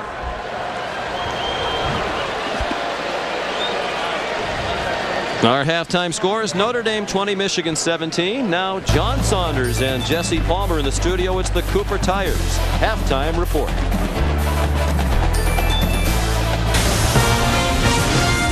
John, thanks a lot. This is the Cooper Tires halftime report, and we do have just a 3-point game at halftime, but I don't think that's telling the whole story. Notre Dame has the bulk of the offensive yards, and Jimmy Clausen has the bulk of time. Well, Notre Dame right now is having their way offensively, whether it's been throwing or running the football, and Michigan right now has to change up their scheme on defense. They're allowing their corners to play on islands on the outside, and they're not getting any pressure on Jimmy Clausen. I think defensive coordinator Greg Robinson has a choice to make. Either he can provide double coverage on the outside in these zone schemes, or he can allow his corners to stay outside on islands and start dialing up pressure from linebackers and safeties. Either way, he's really got to switch this thing up, because Notre Dame's just going to keep rolling down the field and scoring points. And still, having said that, just a 3-point game, 20-17. The second half still to come. There was an upset, and a Big Ten team was upset by a MAC team. Central Michigan's Dan Lefevre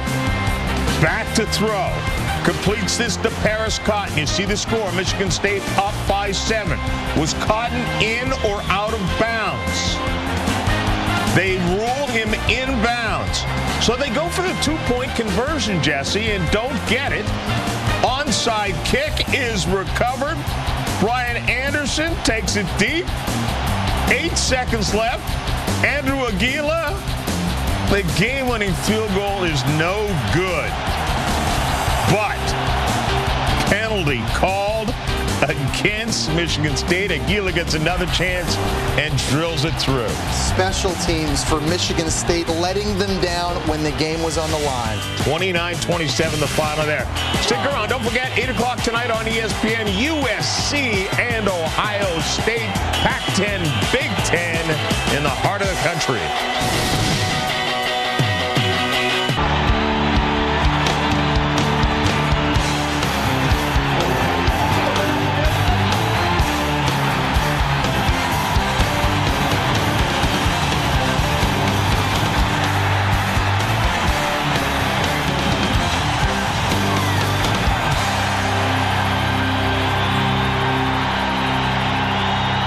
It was an entertaining first half here at the Big House in Ann Arbor, Michigan. The two teams combining for 469 yards of offense. Michigan also returned a kickoff, 94 yards for a score. And at halftime, it is 20-17 in favor of Notre Dame. It had 510 yards of offense last week against Nevada and 302.5 today. Charlie Weiss doing a masterful job calling the plays with a lot of talent with which to work. Yeah, that's the big deal. I think if you're looking at the second half, and if you're a Notre Dame fan, I think two things. Number one, I think Charlie's doing a good job of keeping them off balance, the Michigan defense. And I also think that their receivers are better than the secondary in Michigan. So I think that's the first thing. And I think if you're a Notre Dame, I mean, if you're a Michigan fan, I think you have to be encouraged by the way that first half ended, because they came back and they moved the ball, went down, and got themselves a score. I really like the way Tate Forcier is handling himself. When they give him man, he's able to get out, create a little bit, and keep his eyes down the field. So look for a little bit more of that in the second half. And this is Michigan gets the ball first right here. This is a big series for Michigan. And they will get it first. Nick Tausch will kick off for the Irish. Notre Dame was the best kickoff coverage team in the country last year. They gave up a touchdown on a kickoff return in the first half, and Odoms brings this one back to about the 29-yard line. Tackled by Leonard Gordon, who's been a special team standout today. Time now for the Pacific Life game summary. The headline play of the half was the Darrell Stoneham 94-yard kickoff return.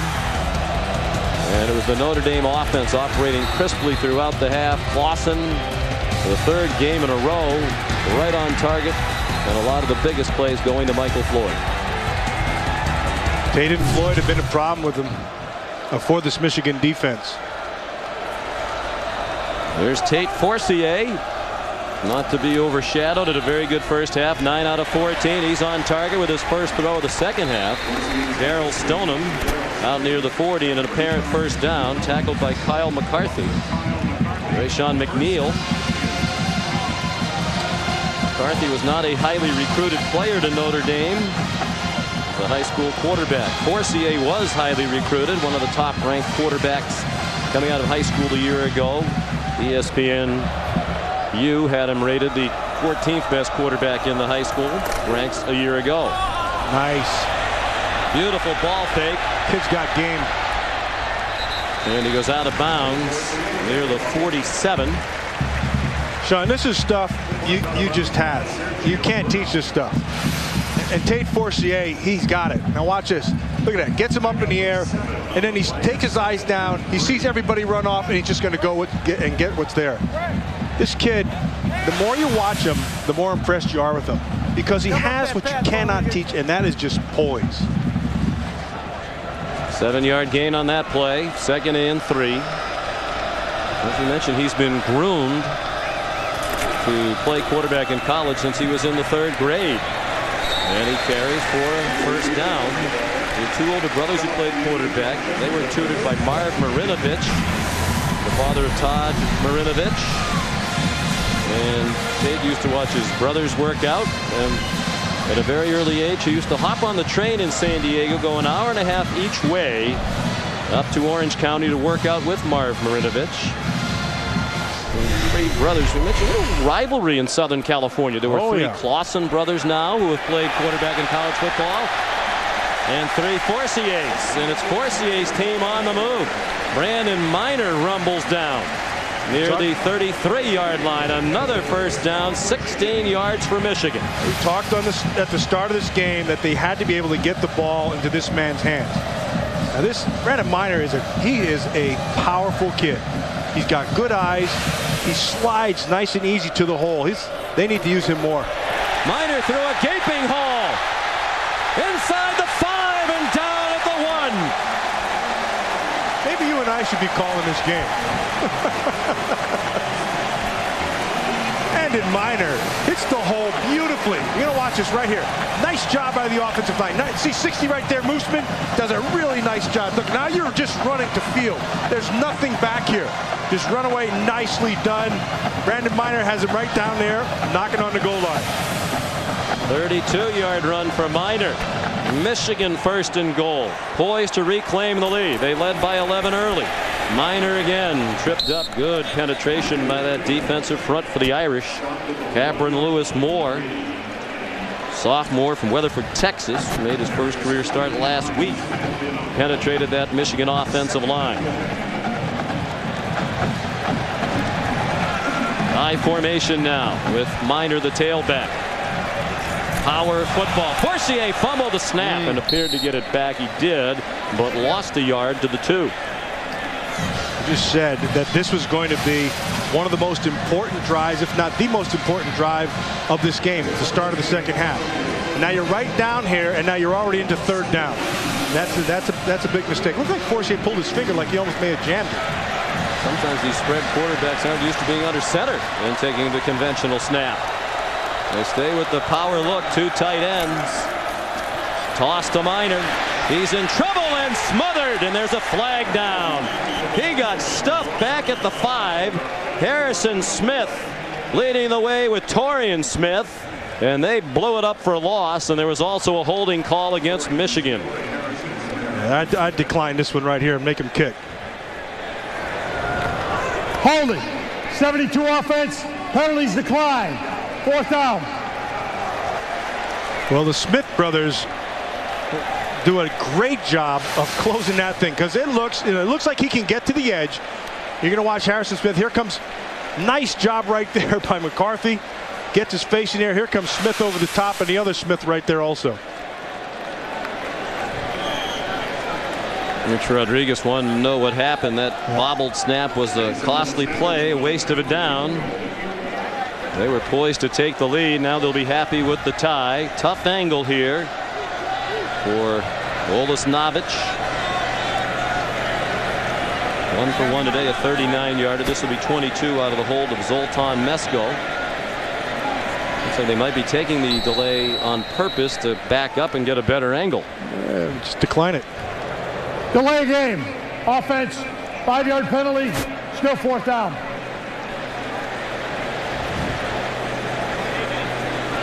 Yeah, I would have declined that. Let him have the bad angle. Olis Novic, a 5th-year walk-on kicker. Recently put on scholarship. He wasn't even sure he was going to come back for his 5th year, but Rich Rodriguez told him the kicking job was wide open, and he earned it in the preseason. 5 yards further back, and he missed it. Hooked it wide left. Thank you very much, says Notre Dame.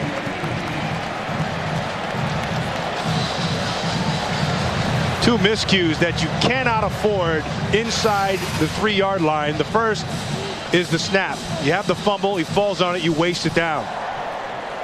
And then here's an opportunity to score and tie this thing and get something for what you work for. Nada. I think from 5 yards closer in, that one's good. Yeah, you're probably right. Good call by Charlie Weiss to take the penalty. First offensive possession of the second half for Notre Dame after 302 yards of offense in the first half. And they come out slinging. Another holding flag thrown as Clausen runs 4-6. I already hate this emphasis on holding calls. And we're only in the second weekend of the season. Holding, 59 offense, 10 yards, previous spot, first down. Chris Stewart, the left guard. The old adage, you can call holding on every play, and it seems as if they are. Holly? Well, penalties were a huge problem for the Irish in the first half. Several nullified big plays, so I asked Charlie Weiss at the half about it, and he said, oh, believe me, that was the topic of discussion in the locker room at the half. He said that was about my whole speech. I told them they got to clean it up. We're sloppy on both sides of the ball. We're killing ourselves. We would have put this game away by now if we didn't hurt ourselves.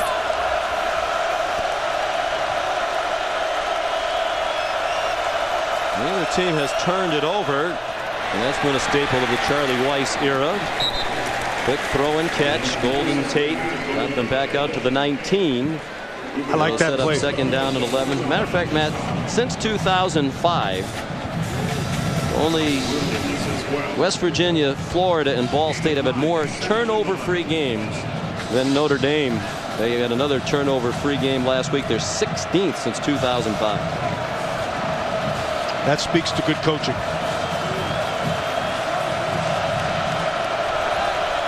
Jonas Gray is the running back now. 3 wide receivers. Clausen with time again. Has Floyd cutting across the middle for a first down. Driven back, but he got to the 31. Donovan Warren on the stop. 12 yards. First down, Notre Dame. Too much room. Sitting back there in the zone is just way too much room. Watch Donovan Warren now. You can see what they're doing up front. They're just going to get their rush. They're matching up inside with Rudolph, but it's just too much room.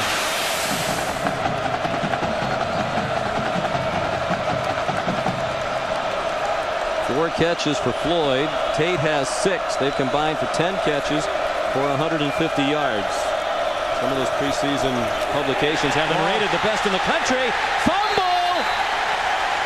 Stevie Brown knocked it out, and a rare turnover for Notre Dame as Jonas Mouton recovered. John, you put the jinx on him.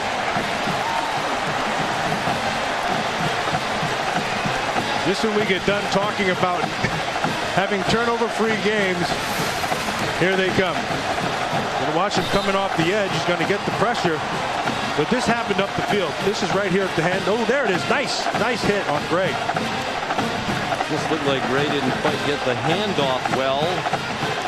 Jonas Gray, the first turnover of the season for Notre Dame. Well, Stevie Brown makes himself a play off the edge. They said they were going to try to get to him, or we did rather, because he's a smaller guy, but he used his speed there to make a big play. Michigan drove on the opening possession of this half, missed a short field goal. Here's Miner again, turning the corner for about 7. Harrison Smith made the tackle. Last year he was a Stevie Brown kind of player, a hybrid. They've moved him back to safety where they think he's more comfortable. There's Brown from Indiana, grew up in a small town outside Indianapolis. He said it came down to Michigan and Notre Dame, but he had grown up a Michigan fan. And there's Miner into the secondary. First and goal. Wolverines at the 7-yard line. Big chunks on the ground game now for Brandon Miner. They said this at the start, and they're following suit. This is a way to settle your offense in, let your offensive line come off the ball, and let Brandon Miner just pick his spots. This is a good player, really good player. Uses his eyes very well. And they're going with the fastest of their 3 paces. It's Miner again, finding the hole. He lost the ball and got it back. He had fumbling problems last year. That was in part attributed to the wrist surgery. Had surgery on his right wrist. Had to carry the ball only in his left hand. But that wrist is healed now. That looks like he's down already. His knee was down. Ball should have been marked up a little bit. And Denard Robinson is in at quarterback.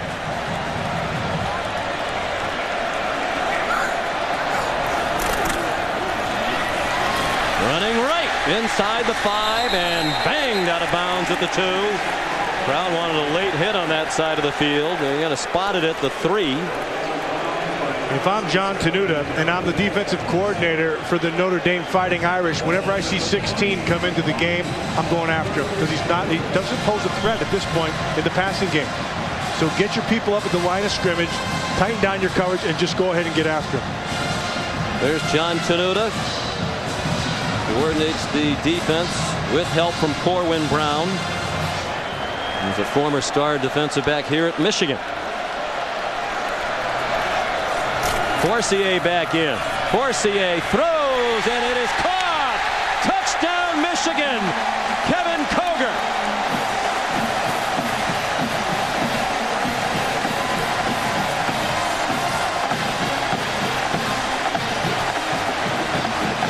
Koger has the nice catch, but that is all Tate Forcier.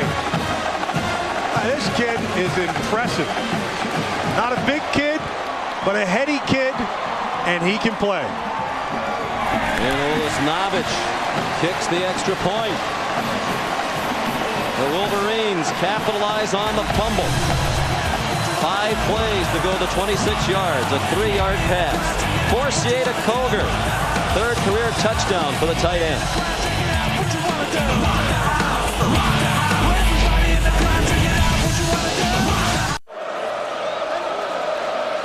So many great games in this rivalry. Another exciting affair on a beautiful sun-splashed day in Ann Arbor. Michigan has rallied with 10 unanswered points to take a 4-point lead. I want you to watch this with Forcier. Football is all about decision making. They get people down inside. Now he has to make a quick decision. Do I try to take it outside, or do I try to find the hole in throwing lane? He makes that decision, and boom, it's a score. That is so impressive for an old quarterback, but even more impressive for a young one. Yeah, he doesn't play like a true freshman, and poised well beyond his years as well. Brian Wright's kickoff. Down to Barry Gallup Jr. Nice return right up the middle. Barry Gallup Jr. across midfield. Well, Charlie Weiss said whenever possible we'd like Theo Riddick, the speed to return the kickoffs. That one came down to Barry Gallup Jr., then the son of the longtime coach, Boston College, former head coach at Northeastern. Made Dad proud with that return. Just running with his eyes. The kid's got some shiftiness to him. He's got run down from behind. Right when he had a chance to burst, he couldn't quite hit that next gear. 52-yard return. Barry Gallup Sr., known for, among other things, recruiting Darren and Doug Flutie to Boston College, where he assisted Jack Bicknell. Armando Allen ran right into the pile, tried to bounce outside and lost a yard. And we check in with John Saunders in New York. Well, Sean, Oklahoma State trailing Houston, but Dez Bryant, the great wide receiver, takes the punt return and takes off 82 yards, showing the great speed and shiftiness. But still, Houston is leading Oklahoma State 24-21. Oklahoma State, prolific offense a year ago. They've struggled offensively in their first 2 games. Help again today from the special teams. They got one great player, and that was the guy who just had his ball in the hands of Dez Bryant. 5 wides for Jimmy Clausen. They blitzed him, and his pass was errant. They got pressure up the middle from a couple of blitzing linebackers, Jonas Mouton and Obi Aze. You can see they're just coming right up inside. It's just a matter of numbers. They're going to blitz this A gap right here, and then Mouton's going to come from the other side. You're forced to make a decision. They pull the guard, that clears it open for Mouton. The ball has to come out quick, and it's high. Sets up a 3rd and 11.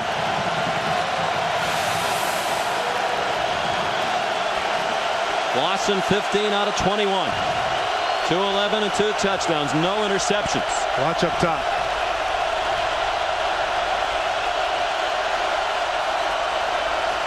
Lawson trying to set up a screen. They sniffed that one out, and he had to throw it at the feet of Armando Allen. They felt that one right away. Van Bergen had a great feel for it. And here's what happens in screens. Whenever you're a defensive lineman and nobody touches you, something's up. And so you just start, of course, through the first half, they had a couple of screens that got them. They started to pull back. Greg Robinson, first first-year defensive coordinator at Michigan after 4 years as head coach at Syracuse. Won only 10 games in 4 years there, but the highlight was the win last year late in the season at Notre Dame. Just days after he learned he would not be coming back for a 5th season as head coach at Syracuse. Very emotional day for Robinson and that Syracuse team. Eric Moss bombed one too deep into the end zone. It will come out to the 20. The ball, the lead, and the momentum on the side of Michigan here in the Big House.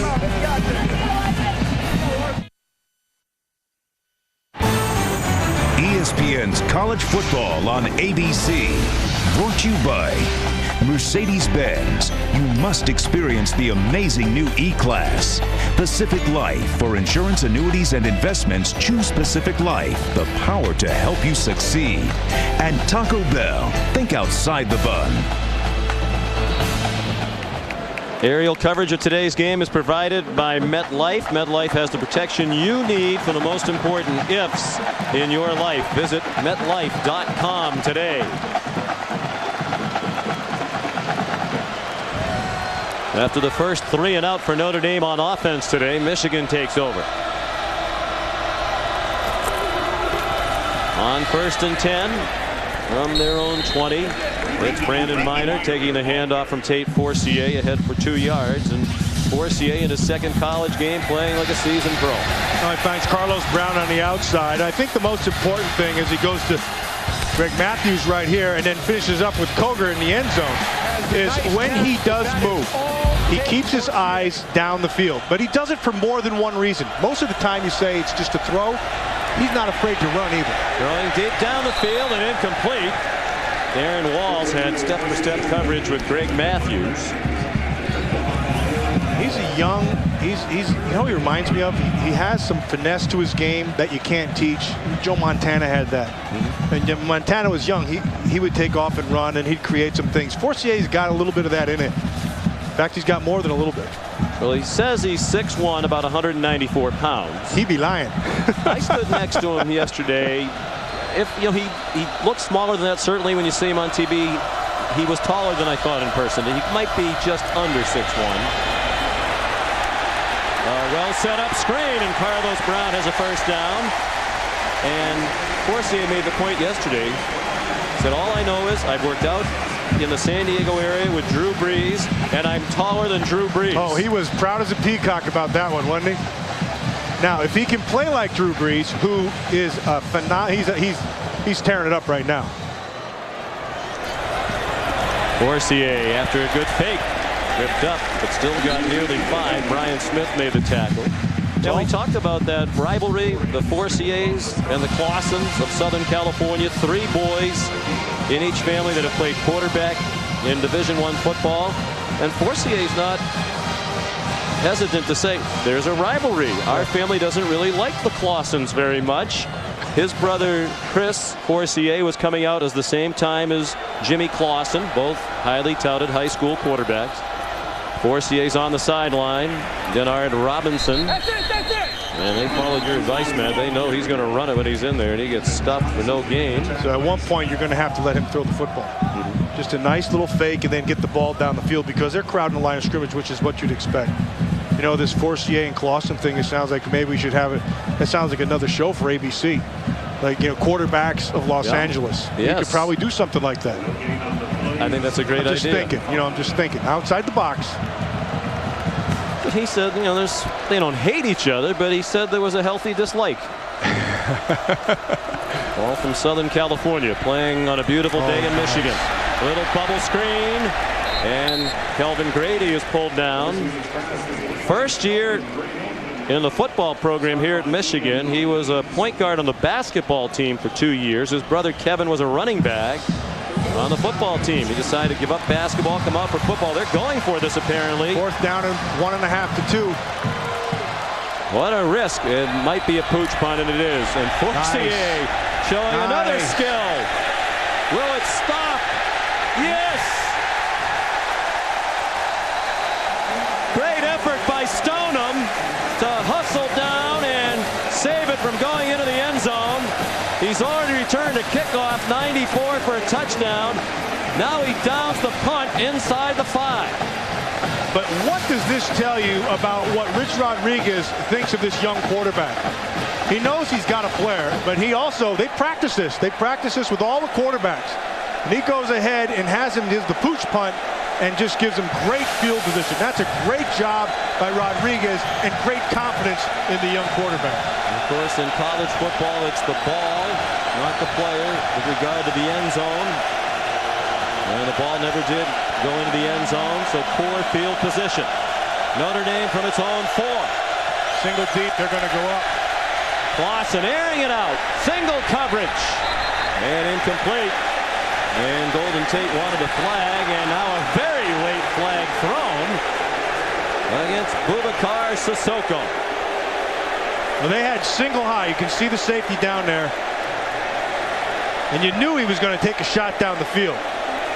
And what Rich Rodriguez is saying is that, hey, that ball, that couldn't have been caught.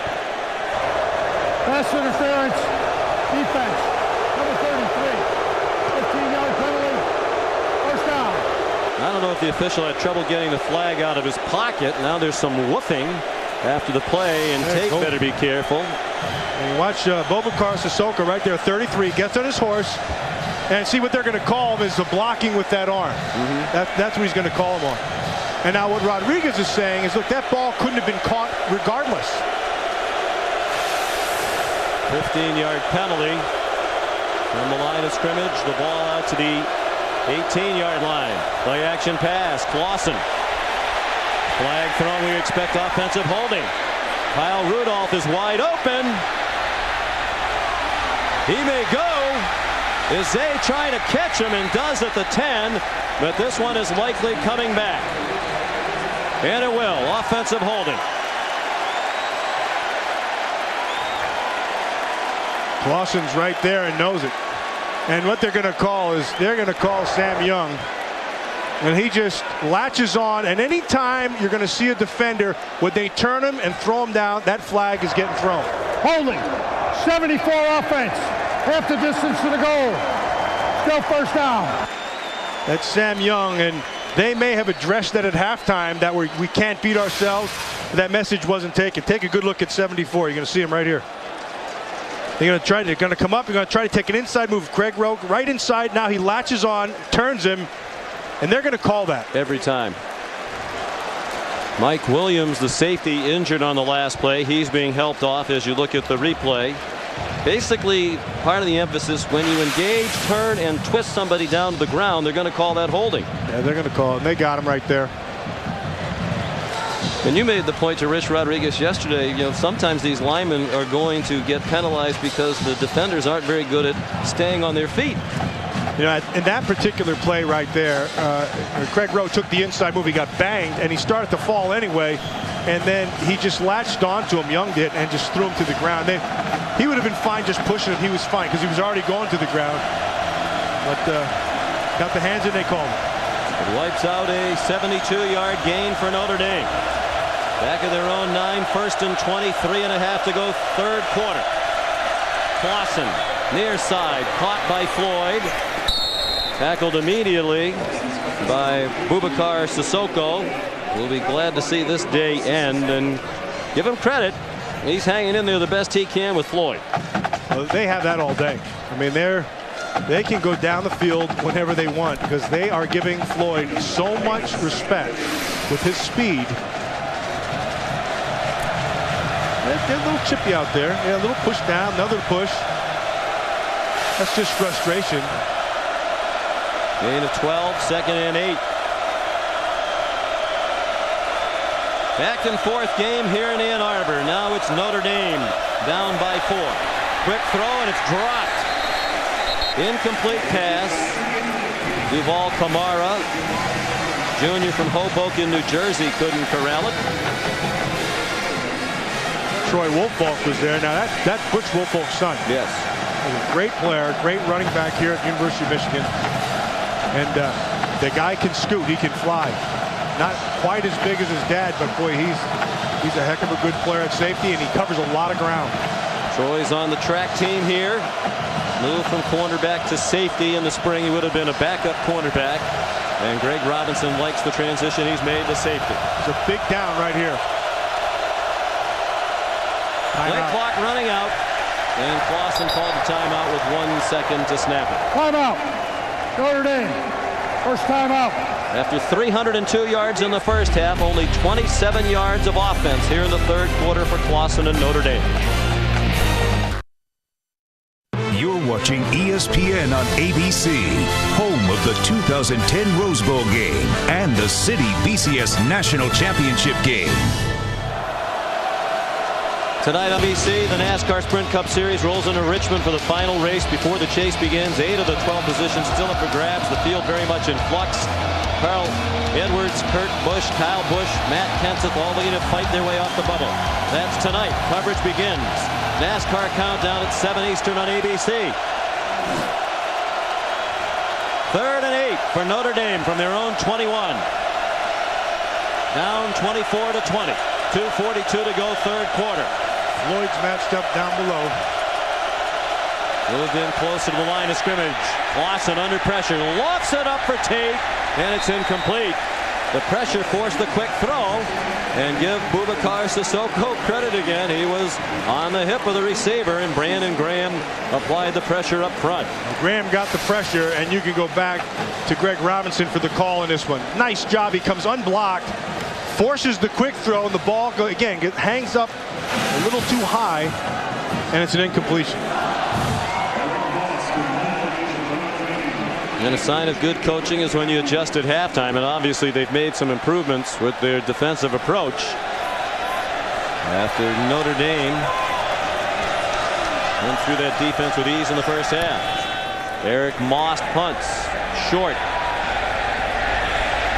and a soft bounce, and rolls down to the 36. Well, when we last checked in with John, Oklahoma State was on the comeback trail. What's the latest, John Saunders? Sprint, and it is Oklahoma State's Bo Johnson, who takes off 37 yards for a touchdown following his tackling, and then open field. And also Texas right now has finally turned on the burners, 34-10 over Wyoming.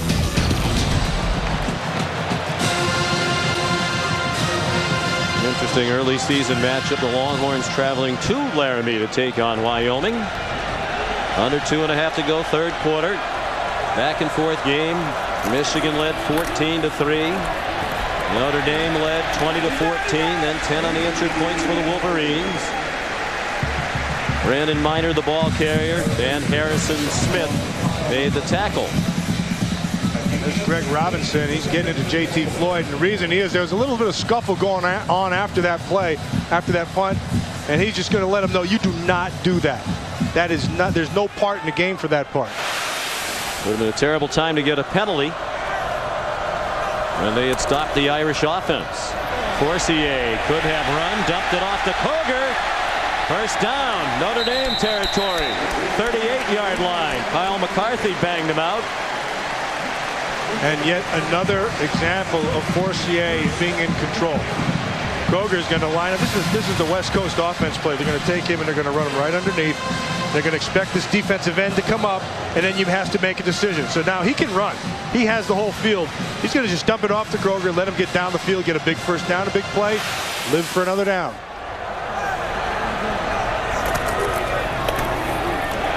Forcier keeps after the fake to Miner. And is dragged down at the 36. Gain of about 2.5. Robert Blanton made the tackle for Notre Dame, and the clock will likely go under a minute left in the third quarter by the next snap. If I'm Michigan right now, it's Miner. That's who you got to get the ball. It's not a major. It's a minor. It's a major minor. Miner becomes major when you're trying to protect and build on this lead. Niners rush for 98 yards. Carlos Brown is in the backfield at the moment. And he gets the handoff. Georgia native down to the 30.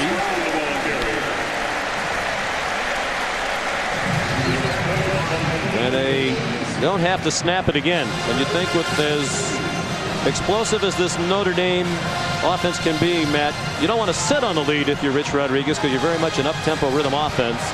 But you wouldn't mind if the clock comes down quickly, too. Clock can come tumbling down right here. He's given his defense time to rest, and he's given his offense more and more confidence with each snap. Michigan controlled the third quarter. And we head to the fourth of the big house with the Wolverines leading Notre Dame 24-20.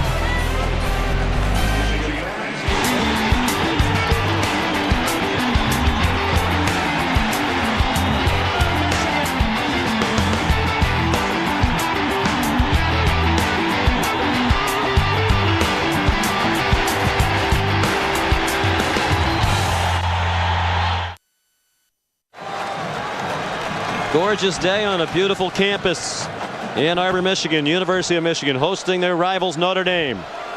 Wolverines leading by 4 as we go to the fourth quarter and looking for more. A big 3rd down and 2 for Tate Forcier and the Wolverines at the Notre Dame 30. And Miners stop for a loss. Well, they brought everybody, Sean. They brought everybody, dropped them down.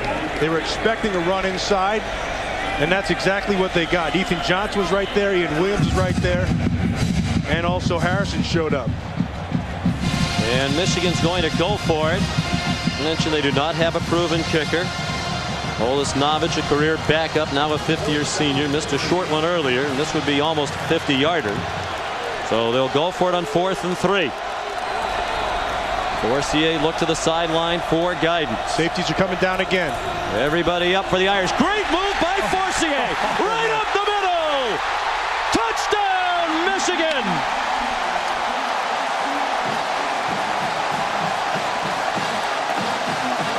If you look real close, there's a jock strap on the field, and it belongs to Darius Fleming.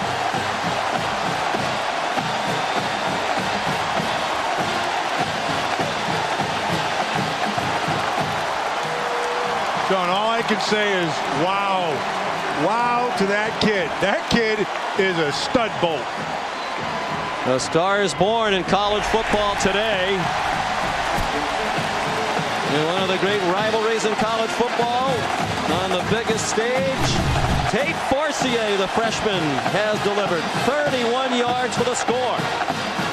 31-20 Michigan.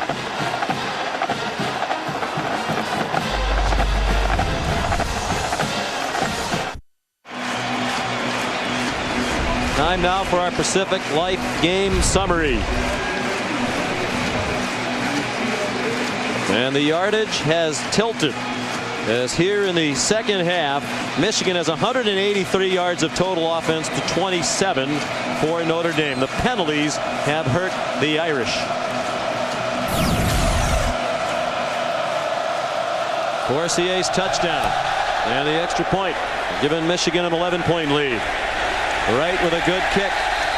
And Theo Riddick takes a knee in the middle of the end zone. Let's look at today's City inside view. Here's what I want you to take a good look at. They have 2 receivers, and you have 9 guys up here at the line of scrimmage. That means you are 9 on 9, which means that the quarterback has to account for a player. And that was the accounting right there. Darius Fleming had him dead in the backfield. One little quick move, and he was to the house. His man coverage. Everybody has their back turns, and he knew it, and he's gone. It's a maze out in the stands. Forcier's been amazing on the field.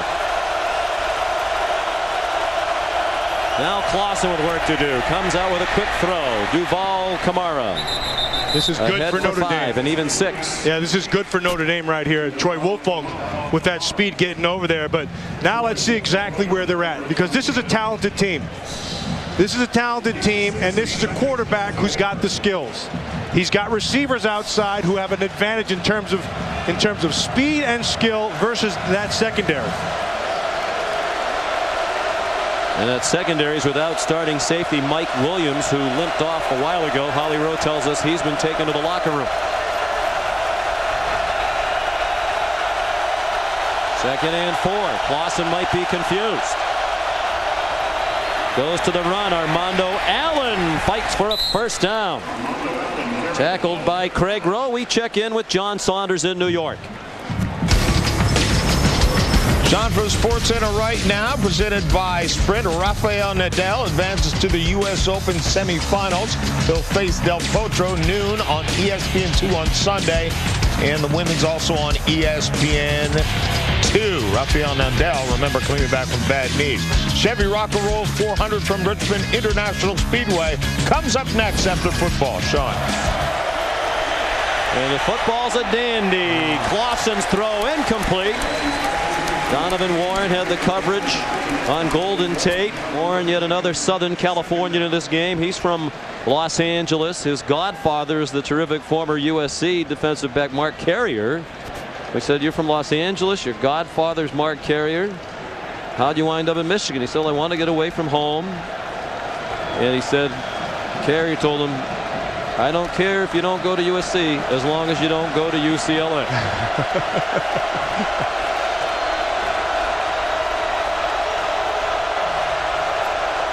Second and 10. Just 3 first downs in the second half for Notre Dame. Clausen going deep. Warren has the coverage, and it is incomplete. Looked like it was going to be a home run to Golden Tate. But Warren, who does not have blazing speed, closed the ground to get back into that play. Which means the ball hung a little bit too much. But Golden Tate gets on the top side of him, and that has to be a catch. That's inexcusable. If you're a big-time player and you're in a big-time game, you've got to make a big-time play.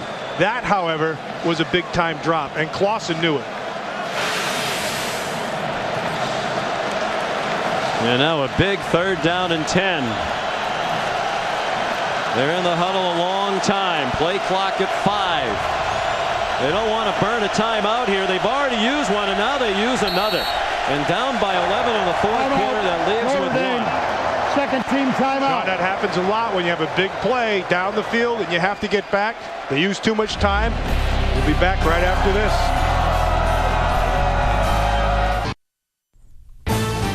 ESPN's College Football on ABC. Brought to you by the Million Mile Tested, Million Mile Proven Mazda 6. Dr. Pepper. Drink it slow. Doctor's orders. Verizon Wireless, America's largest mobile-to-mobile calling family. And X-Men Origins Wolverine on Blu-ray and DVD Tuesday.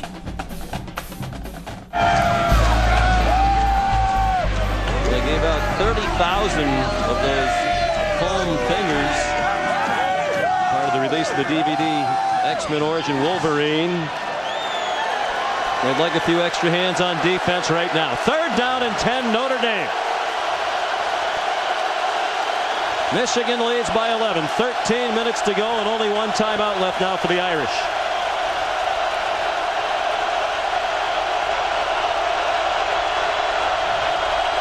Clausen, only a 4-man rush.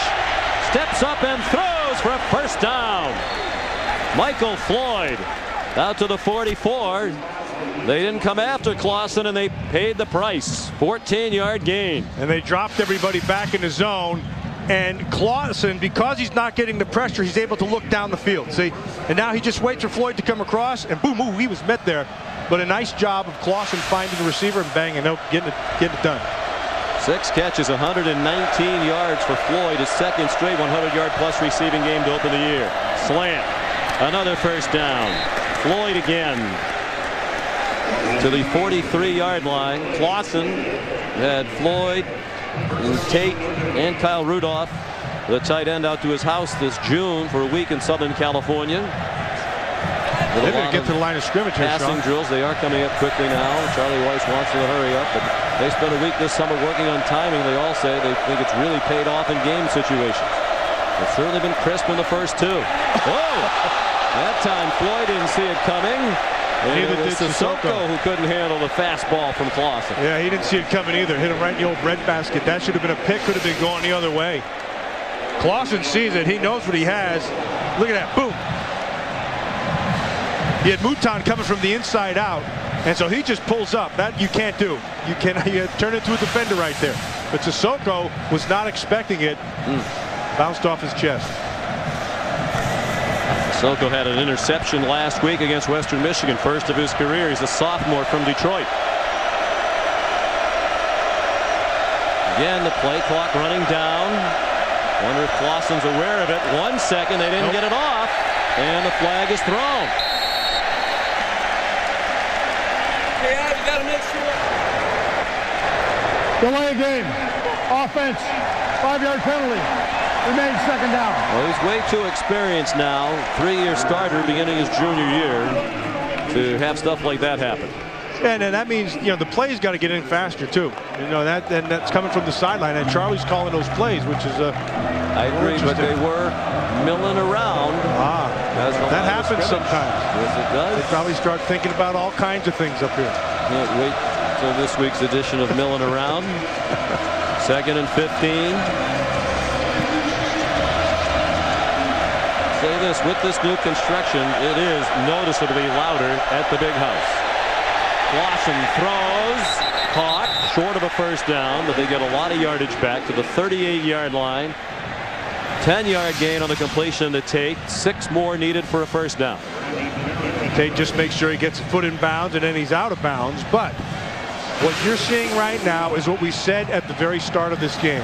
There's a distinct advantage with this Notre Dame offensive line, not only in size, but they have protected extremely well. Absent a blitz, they have not gotten there at all. That's why I'm a little surprised, especially the 2-score lead. They don't take a chance or two and blitz Clausen. They've been effective with those well-timed blitzes. Now the toss. Armando Allen pulled down with a first down at the 32-yard line. Good block by the tight end, Kyle Rudolph, to help lead the way for the junior running back. Sean, I think now is the time you'll see a couple more blitzes coming because the field is shortened. And so you give your corners a chance to be able, they don't have to run 60 yards or get caught in space. With the field shortened like this, you can take a couple chances. Clausen under 11 and a half to go. Deep down the far sideline. Caught! Touchdown and then dropped, says the back official. Golden Tate again couldn't hang on. And the Irish fans can't believe it. Everybody in the stadium thought that was a touchdown. But Tate's had a couple of key drops. He has to have some control, and Sissoko does a good job of getting his hand on it as you see his mouthpiece come out at the end. Watch it. He's pulling it down. Now he has to have some kind of control, and he loses it as soon as he hits the ground. Heck, he couldn't hold on to the ball, and he couldn't hold on to the mouthpiece. It's been an excruciating day for Notre Dame. 1 touchdown called back after replay review. A 72-yard pass play wiped out by a penalty. Clausen, a low throw. Shaquille Evans, highly recruited freshman out of Southern California. Another player from the Los Angeles area, about 2 yards shy of the first down. And another big third down from the 24. Now they have Michigan has not had an answer for these wideouts all day.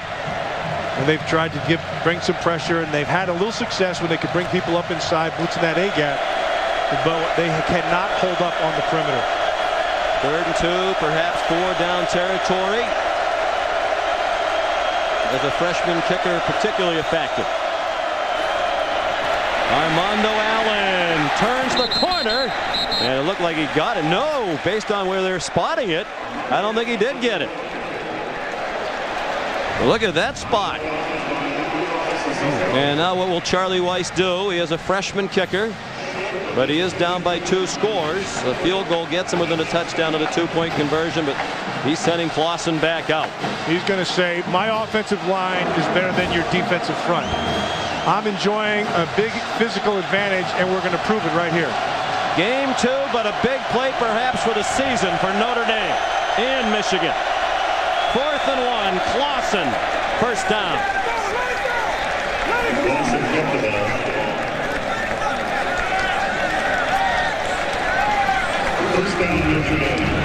Ball be spotted just shy of the 20, Holly. Well, guys, Charlie Weiss took a chance there, but maybe not too big of a chance. He walked right over to the chains. He eyeballed it himself. He was like, all right, we got this. And he was right. He goes for 4th down a lot. Of course, one of his mentors, Bill Parcells, well known for 4th down gambles during his NFL coaching career. Under 10 minutes to go. Low snap handled by Clausen. Again, single coverage. Again, a catch. Golden Tate, touchdown. He held on. He got away from Sissoko and scored. I like the fact that they came back right away and went right back to Tate. Dropped a couple, but then he's going to put the ball right back in his hands. Let your playmakers make a play, and he did that. And now they're going to go for 2. And try to make it a field goal game. Put themselves in a situation where they could tie it with a field goal. An impressive 80-yard drive, 14 plays. If I'm Greg Robinson, I'm bringing some heat right now, and I'm going to walk my guys up tight. Got a matchup right down here. Here is nice with Floyd. See if they try to go to him. He's one-on-one outside. He has Golden Tate up top with a lot of room to the outside. And they send the 3 receivers to the right as Floyd went in motion. Under duress, Clausen has to get rid of it, and it's incomplete. Actually picked off by Stevie Brown. He might have been out of bounds when he caught it, but it doesn't matter. The 2-point try fails, and now it's a 5-point game with 9:46 to go. Well, a second chance is golden for Tate and Notre Dame.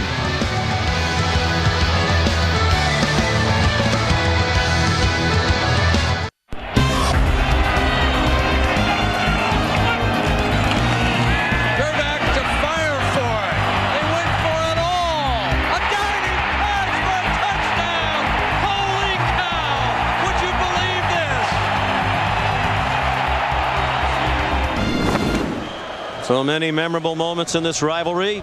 So many dramatic finishes. Certainly we're set up for another one here. 2 beleaguered coaches in dire need of a big win. Only one will get it. Notre Dame's now within 5 after the touchdown on the field. 2-point try. Nick Tausch kicks off. Martavius Odom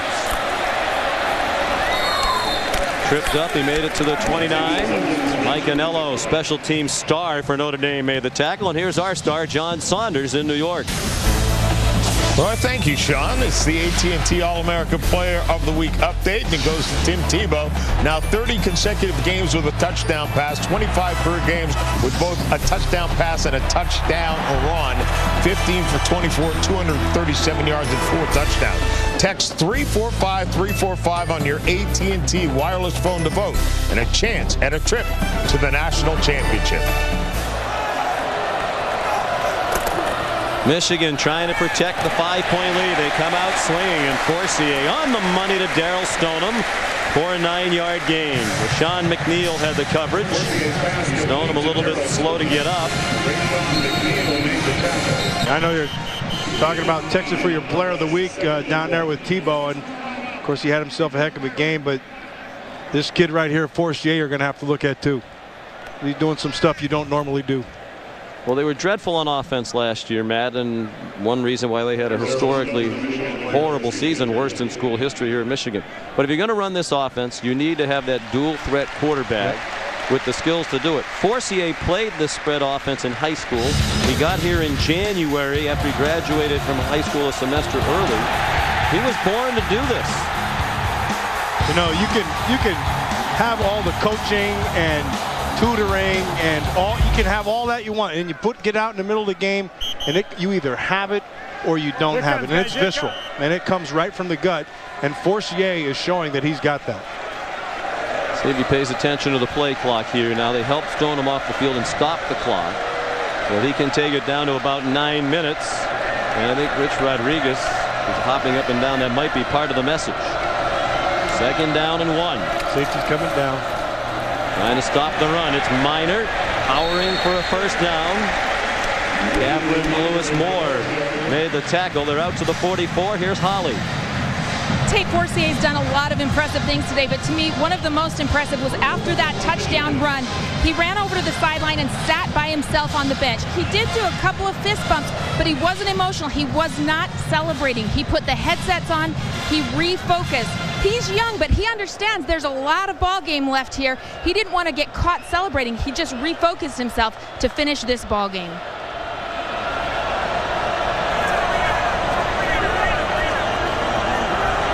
Wisely letting the play clock run down. 8.5 minutes as he takes the snap. Steps forward, throws it up for grabs, and got away with it. Threw it in the direction of Greg Matthews, and Darren Walls saw that one coming.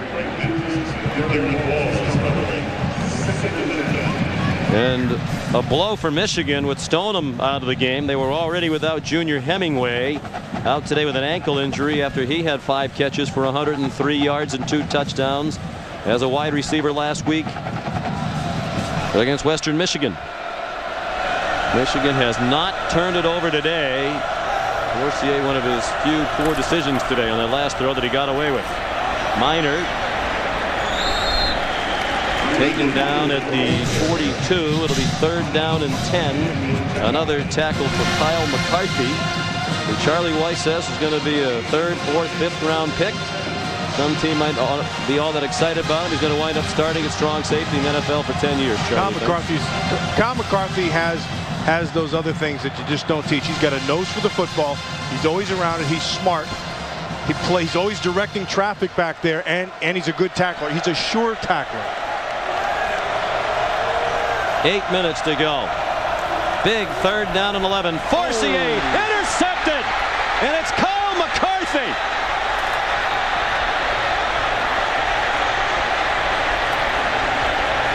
Weaving all over the field. They can't get him down, and finally he's tackled from behind at the 36-yard line by Greg Matthews.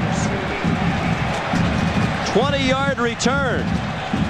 This is just a case of McCarthy just sitting back there in his zone and reading everything sitting in front of him. And it looked to me like the receiver never really saw the ball. You're going to watch McCarthy sitting right back here, and his eyes are right back inside to Forcier. Forcier is going to be watching back inside to Williams. See, he just missed him. He missed him to Greg Matthews, and of course McCarthy's right there. Just like we said, he's always around the football. Senior from Youngstown, Ohio, as we mentioned, not highly recruited. In fact, Charlie Weiss joked that he recruited McCarthy himself, one of the few recruits Charlie got when he was basically a one-man recruiting gang. He had just gotten the head coaching job and didn't have a staff. Well, he hit gold on that one. I wonder what the reason for the delay is here. The officials conferring along the near sideline. The player injured on the near sideline, and close enough to the boundary that the officials are going to hold it. It's a Michigan player.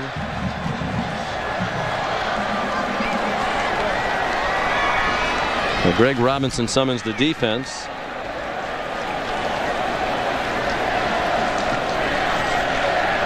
Trying to identify for you the injured Michigan player. Big spot here now for this defense. Greg Robinson came from Syracuse.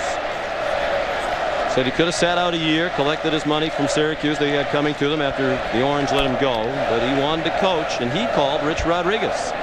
He knew that Michigan had an opening. They had let Scott Schaefer, the previous defensive coordinator, go. He knew Rich Rodriguez from their days together in the Big East, when Rich Rod was at West Virginia and Greg was at Syracuse. David Moosman, the right guard, who is injured and now further away from the field of play that they can resume play. But Rich Rodriguez very excited to have Greg Robinson. Can the veteran defensive coordinator dial up an effective defense here? Michigan now clinging to the 5-point lead. Notre Dame from the 36 after the first Michigan turnover of the game. Kyle Rudolph down at the 28, 2 yards short of the first down, tackled by Jonas Mouton. We haven't called Rudolph's name very much today, and it's kind of surprising because that's a guy with all the trouble. I guess what's happening is they're owning the outside versus these corners, so they haven't had to. But when they're starting to play the cover 2 and splitting those safeties, Rudolph should eat the middle of that field up. 3 catches for Rudolph today. Caught 29 last year, the Notre Dame freshman tight end record. 3 receivers. This Michigan secondary under siege all day. One-on-one again, and that's way out of bounds. And there is a flag down on the far sideline. Sissoko bumping with Floyd. They were both running out of bounds for a while. The ball was way overthrown. Uncatchable. There's no foul on the play. The pass was ruled uncatchable. Nice job by Sissoko, though, knowing that your extra help is the sideline. And so you get him to run out of bounds, and once he's out of bounds, he's got no shot. See, it gets a push, he gets out of bounds, and they're calling it because the ball couldn't have been caught anyway. 3rd down and 2. Again, likely 4-down territory here for Notre Dame. Allen, enough for the 1st down to the 25-yard line. Obiase made the tackle. And the guy who's quietly turned himself in a pretty good game is that center Eric Olson in there. That's a good player. You know, you watch him on film, and he's a guy who's in control. He's a strong kid. He's very good to the second level, and they've used what he can do today very well. First year as a center. He was the starting guard last year. Started at left guard. They come after Clausen. They don't get there. Back of the end zone. Caught but out of bounds is Michael Floyd. And Sissoko's going to need a shower when this one's over. Yeah, but he played that well. That's the second one he's played well. They know they're going to take a shot at him down the field. But Sissoko just uses his body very well, and again uses the sideline. He falls in that turf around that tracker on the outside. Didn't look to be in a lot of pain when we had that close-in shot of his face. I think if anything, he's a little winded. Looking at his left shin, his right shin. I hate to see that. Floyd, he's had himself one whale of a game today, and Michigan has not had an answer for him. They've tried to go man on him. He's beaten both corners. They've tried to play him in zone. He's found the holes. They run crossing routes with him. They've run fades. They've done whatever they wanted to with him. And just this last few plays, Sissoko has used the sideline very well to his advantage. Floyd's from St. Paul, Minnesota. And still down to the back of the end zone, so we'll take a timeout with 6:22 to go. While we were away, Michael Floyd, sophomore wide receiver, got back on his feet and put a wrap just below his right knee, and he went right up the tunnel to the Notre Dame locker room. It's a big loss for the Irish. He's had his second huge game in a row to start the season. 2nd and 10, Notre Dame trailing 31-26. 6:22 to go. They're at the Michigan 25.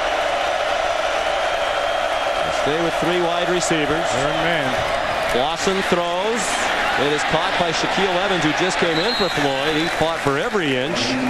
Jordan Kovacs, the freshman who came into the secondary when Mike Williams, the safety, went down with an injury, held his ground.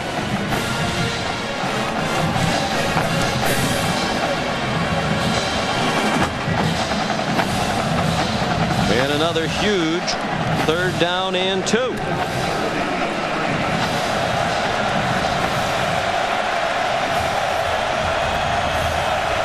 Three wide receivers. Armando Allen is the running back. He's had a 100-yard game at 109 rushing. And a blitz off the edge. Allen running left. 1st down. And he's inside the 10. Down near the 8-yard line. Wrestled down by Mike Martin, who was a state championship wrestler in high school. Redford, Michigan. Charlie Weiss recruited him heavily, but he elected to come to his home state university. The nice play call. They were bringing the corner off the edge to the right side, and they ran away from it, and he was able to get up inside again, get behind that offensive line. Paul Duncan did a nice job there. 118 yards for Armando Allen. So long they've been waiting for the running game in South Bend. Looks like they have it with an experienced offensive line and Allen an improved back. He finds the hole and finds the end zone. Touchdown and the lead for Notre Dame.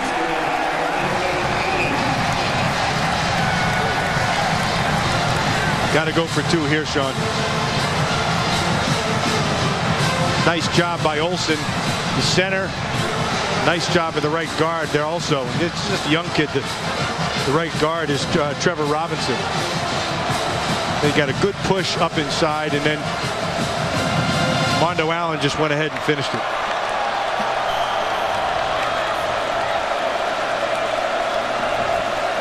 They went for 2 at the last touchdown, and the pass play was denied. They're taking advantage of the McCarthy interception to score. Now the 2-point try. 3 receivers to the right. Clausen faking in that direction. Inside handoff. What a call. Beautifully executed. Allen brings it in and then gets called for taunting after he's given them a 3-point lead, but that could be a big penalty. That was the Boise State Oklahoma play. They go trips to the top side. They're going to fake the throw, and he puts his hand, it's the Statue of Liberty. Watch, he's going to come back. He's going to fake the throw. Watch him stick it around his back right there. See that? That's pretty fancy Dan right there. Nice job blocked. There's good blocking up front right there. Paul Duncan does himself a nice job. And good hands by Allen. Wasn't a clean handoff. He bobbled it. It looked like he was going to get called for unsportsmanlike conduct after he scored. Here's the touchdown run. Yeah, that's a good job by Olsen right there. And then also inside, Trevor Robinson. Both got good pushes inside. And then Wenger on that touchdown, that was the pancake you saw.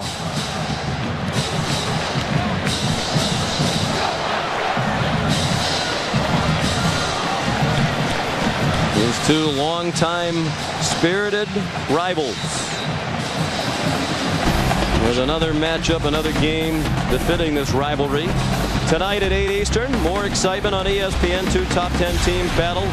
Could be a season-defining matchup for USC and Ohio State. Another young quarterback in the spotlight. Matt Barkley leading 3rd-ranked USC into the horseshoe to take on 8th-ranked Ohio State. And Terrell Pryor. That's USC and Ohio State college football primetime presented by Hampton Hotels tonight 8 Eastern time on ESPN. And everybody start talking about USC and where they're at. And you go back and look at Ohio State. They've got plenty of good players. And you look at the draft classes. Ohio State has 77 guys drafted since '99. USC 66. So the players are there. Because of the penalty, they kick off from the 15. This really helps Michigan. All they need is a field goal to tie.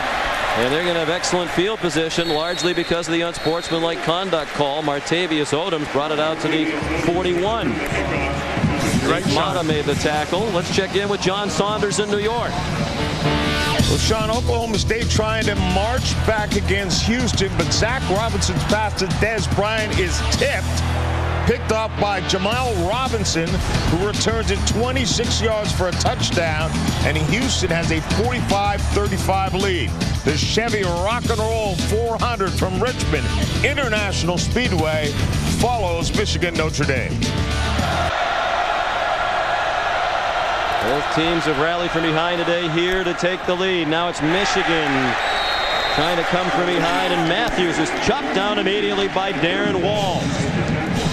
John Tenuta didn't waste any time. He just brought the blitz, and he's very confident in his matchups outside because he's going man-to-man, and he's taking shots inside. Last time he did that, Tate Forcier burned him on a 31-yard touchdown run. Michigan playing without the right guard, Mooseman, who was injured on the last series. Forcier up the middle, first down into Notre Dame territory at the 46. And bear in mind, Michigan's field goal situation a little bit unsettled. Jason Olasnovich won the kicking battle in the preseason, but he's a 5th-year senior with no game action prior to this year. Under 4.5 to go. All 3 timeouts left for the Wolverines. Notre Dame has 1. Forcier throws, caught near sideline. Carlos Brown out of bounds at the 43. Pickup of 3. Torian Smith pushed him out of bounds.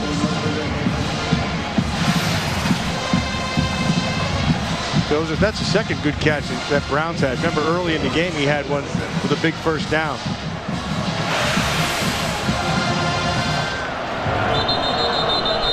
Looks like they're going to review the last play. He's under further review. Ball was wobbling around a little bit as Brown attempted to make the catch along the far sideline.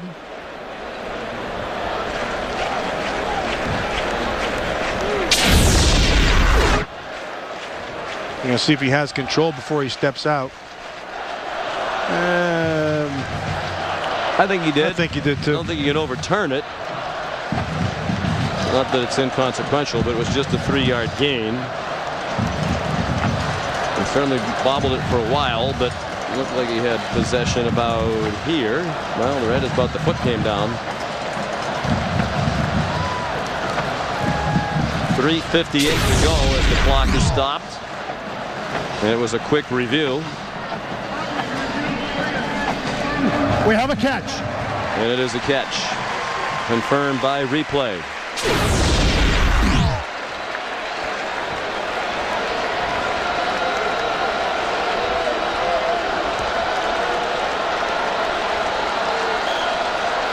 Charlie Weiss in his role as offensive coordinator over on the bench, huddled with Jimmy Clausen, talking about what they might do when they get back on offense. They don't know what the situation will be when that happens. Missed handoff. Oh, that's big. Yeah, Forcier had to get on it. He could not connect on the handoff with Carlos Brown. It's interesting that Brown is in there and not Brandon Miner, who's their best ball carrier. Yeah, and that makes you wonder if something's wrong with Miner. Remember last week he didn't play because he had an injury. He just came back in now, replacing Brown. Hurt or not, you're going out there, and he's not hurt. I'm just saying. Lost yardage. It killed time. They're back at the 50. Loss of 8. Forcier on 3rd and 14 has a man wide open, and he fell down. Kevin Koger twisting for the ball. Threw it to the wrong side. Forcier knows it, and he had good protection. And the guy who afforded that great protection for him was Miner. Brandon Miner had a heck of a block. Man, that's a head snapper. But he throws it to the outside and just out of the arms of Koger.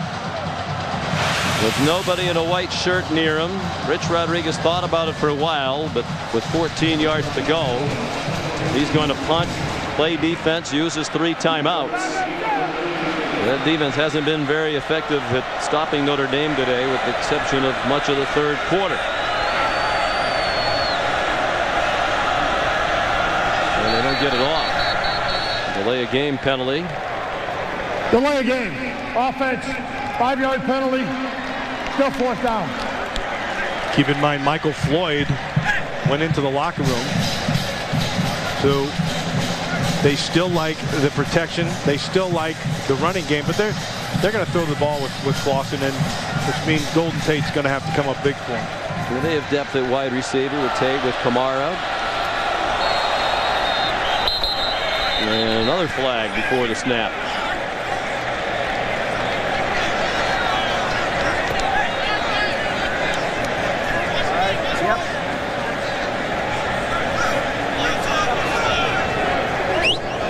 Number 95 on the defense with contact. 5-yard penalty. Still 4th down. Ian Williams, nose tackle. 8th penalty against Notre Dame. That won't make Charlie Weiss happy.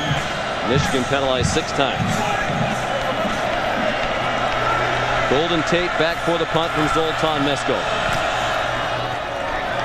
And he calls for a fair catch and makes it at the 17-yard line. Big game here. More big college football tonight on ESPN, and a huge NASCAR Sprint Cup Series race tonight on ABC. It's in Richmond, the final race. All season long they've been heading for the chase. This is the last race before the chase. 8 of the 12 positions up for grabs. The field is in flux.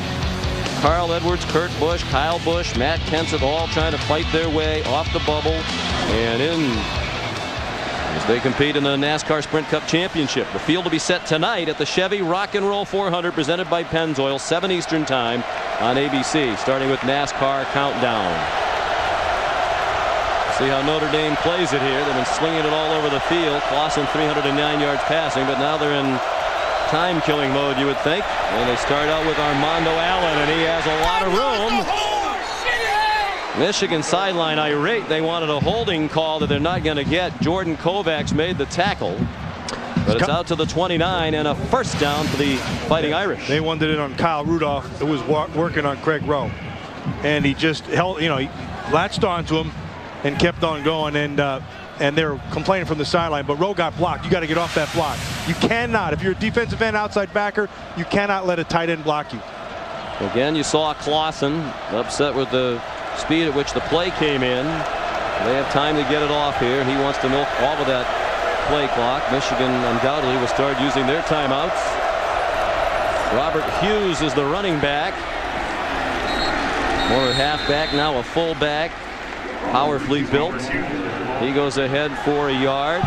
No timeout yet for Michigan. And now here it is. They might add some time. The officials are huddling. Rich Rodriguez wants time back on the clock. And they are going to put some time back up. Aerial coverage, and what a beautiful day it is to be above the big house. It's brought to you by MetLife. MetLife has the protection you need for the most important ifs in your life. Visit MetLife.com today. There'll be a lot of ifs and what ifs when this game is over. It's been a game of one big play after another, and Rich Rodriguez still upset about the lack of a holding call on Notre Dame's first play of this possession.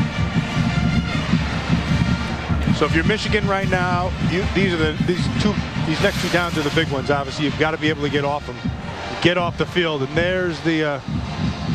That's what Rodriguez was complaining about. Now, Craig Rowe is a freshman, and he's going to be a pretty good player. And he's got to be able to lock his arms out, not let that tight end get into him, and get rid of the block. And a good job by Kyle Rudolph of executing the block. 2.5 minutes to go. Darrell Stoneham was injured earlier. Michigan wide receiver. And the 94-yard kickoff return, one of the very many big plays in this game. 2nd and 10. 2 timeouts left for Michigan. Notre Dame leading by 3 with the ball at their own 29. Clausen going deep, one-on-one coverage, and beautifully defended by Warren. And how about that play call for Notre Dame in a run out the clock mode? They've been hitting that deep ball with regularity and trying to put the game away with one big punch. And that took some guts right there. And Warren's right there on top of the coverage on Golden Tate. Ooh, little arm around him there. May have gotten away with one. Well, they both had an arm around each other. Big 3rd down right here, but that incomplete pass stops the clock. A break for Michigan. They have to hang on to one of their timeouts, at least for the time being. Big 3rd down. Possible screen right here. Play clock all the way down to 2. They bring everybody. Clausen throws, and it caught Shaquille Evans by surprise. Michael Floyd not on the field with the injury. Evans in for him. They have the great timing with Floyd, all that extra time spent this summer, but Michael has not returned since injuring his knee. Well, you can see that this ball is coming out, and the reasons, and Sissoko was beat. He was beaten on the comeback, but credit Greg Robinson right here, their defensive coordinator for Michigan. Calculated, he brought the heat and forced the throw, and now they live for another down. And Michigan says thank you very much for those 2 pass plays, Notre Dame. It stopped the clock, leaving the Wolverines now with plenty of time. 2:19 and 2 timeouts left, needing only a field goal to force a possible overtime. Short punt by Eric Moss, and great field position for the Wolverines. 43-yard line. We'll take a look at our X Factor, brought to you by the DVD X-Men Origins Wolverine. And Forcier, clearly the X Factor today, both with his passing and running ability. And he's not done yet. And he's had himself just a heck of a football game. And now he has the game in the balance with 2:13 to go. You've got your couple timeouts left. Now work your magic.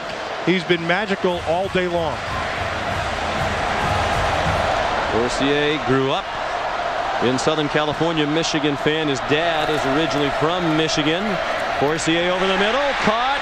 Greg Matthews near the 1st down marker. Looks like he's going to be just shy at the 48-yard line of Notre Dame, and the clock runs under 2 minutes to go. Forcier poised. He's a true freshman in his 2nd college game. They have plenty of time. Minute 40. 2 timeouts.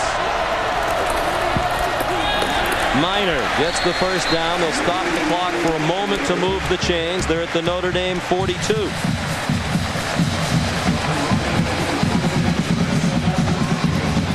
Oldest Novich, the 5th-year senior, walk-on. Said he came back in part for a 5th year because he knows Rich Rodriguez was once a walk-on himself at West Virginia and gives walk-ons a chance.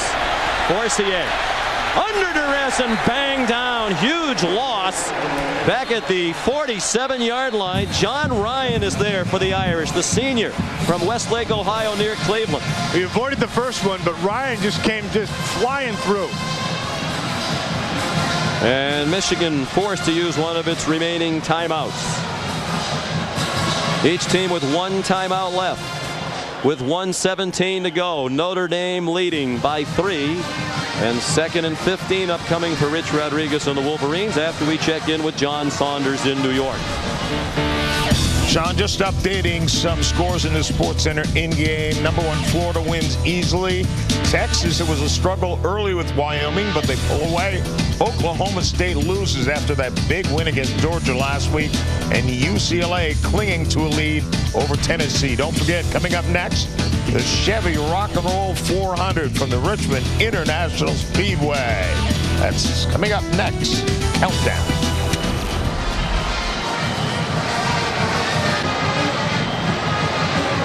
Well, this has been like a car race in some ways today, Matt, with these two teams drafting past each other back and forth all day long. Right now it's Notre Dame in possession of a tenuous lead in one of the biggest games of Charlie Weiss's coaching career.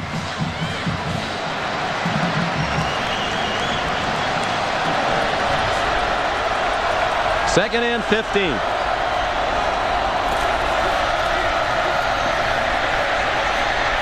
Forcier on the run, completes it, and run after the catch for Tay Odoms.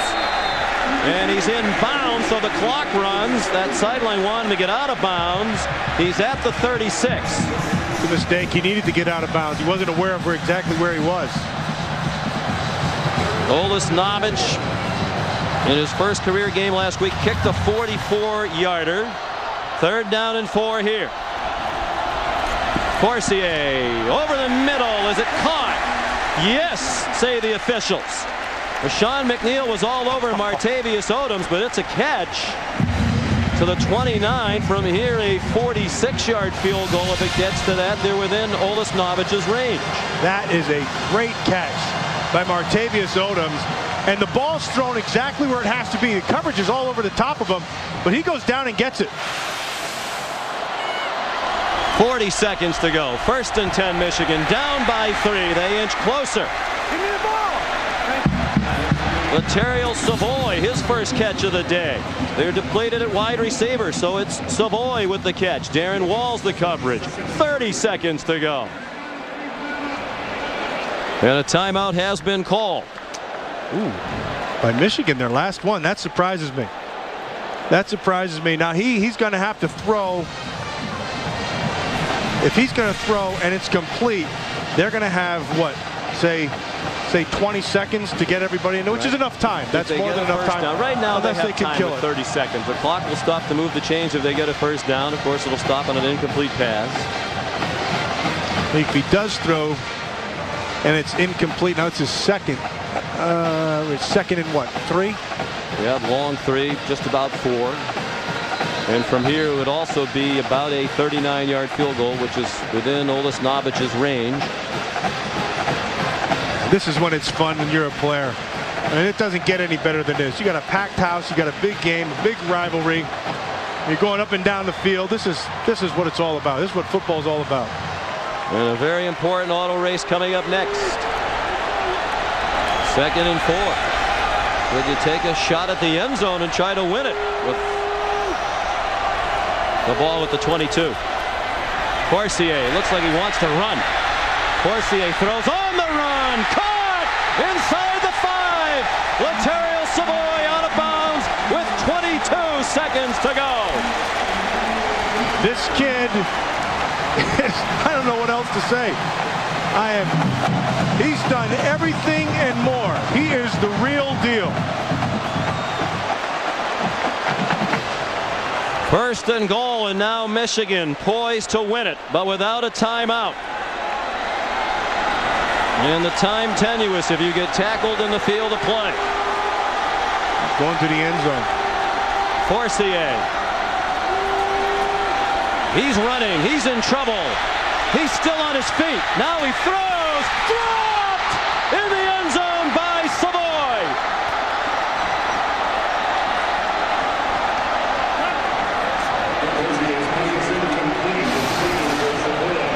Watch the creating. Inside by Forcier, trying to find it. He does find him. And that looked like it was tipped. It was tipped by Darren Walls. But boy, this kid's unbelievable.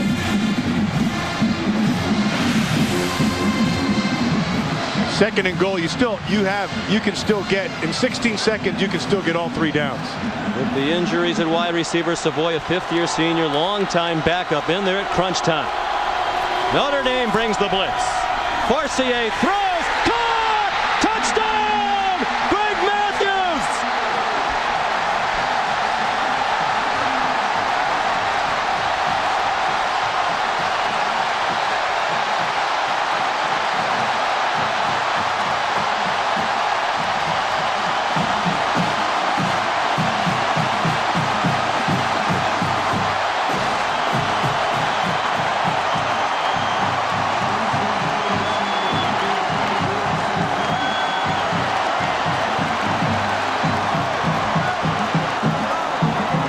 Now an important extra point. It's a 4-point game.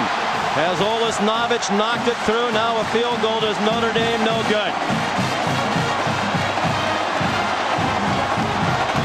Well, there's a lot of components that goes into this, the least of which is Forcier, but I want you to, first of all, watch the protection. A nice job in protecting. They're going to bring the blitz. You see him 1-2. Here they come.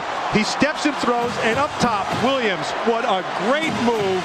He goes on Darren Walls. Well, look at right here. Inside, Walls jumps inside, and then Matthews comes back and makes a big play. Remember, at the start of this game, we said that Greg Matthews had to come up and be one of our impact players, and he absolutely was. And Rodriguez was the first one who knew. Well, he was very sure they didn't get a costly celebration penalty.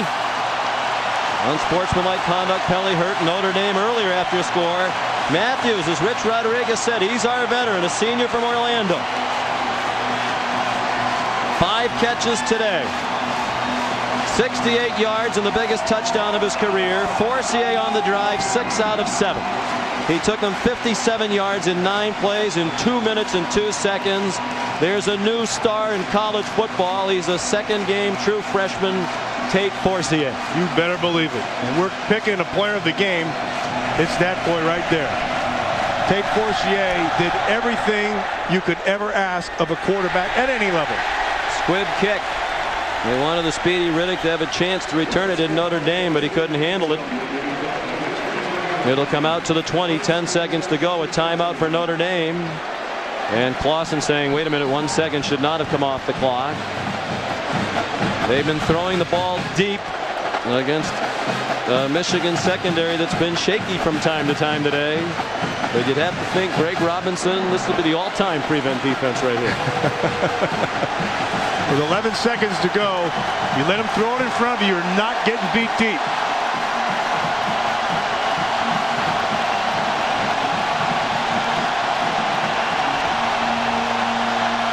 A little over a week ago, this was a program allegedly in turmoil here in Ann Arbor. They're seconds away now from perhaps a program-changing victory. 9 seconds, the time on the clock. How'd that happen?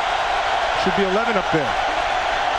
3 receivers right, 1 to the left. Clausen throws to the left. It's Golden Tate looking for blocks. Time running out. And that time that came off the clock is key as the clock runs out as Tate hits the ground. One Tate knocked down, the other Tate, Forcier, embraced by his coach. My only question is, how did it go from 11 seconds to 9 seconds? Well, perhaps they're saying Notre Dame touched that ball as it was squibbed down the field on the kickoff. Charlie Weiss sending his assistants after the officials. With 2 bad knees, he can't run after them. He's had 1 knee replaced in the offseason. He needs another one replaced, and will have it done in February. Of course, it was last year in the game at home against Michigan when he got run over on the sideline. Tate Forcier, you're 100% right. Holly, what do you have? Well, I'm with Tate Forcier. You said that you don't get nervous. How nervous were you with 22 seconds left trying to win the game? Not at all.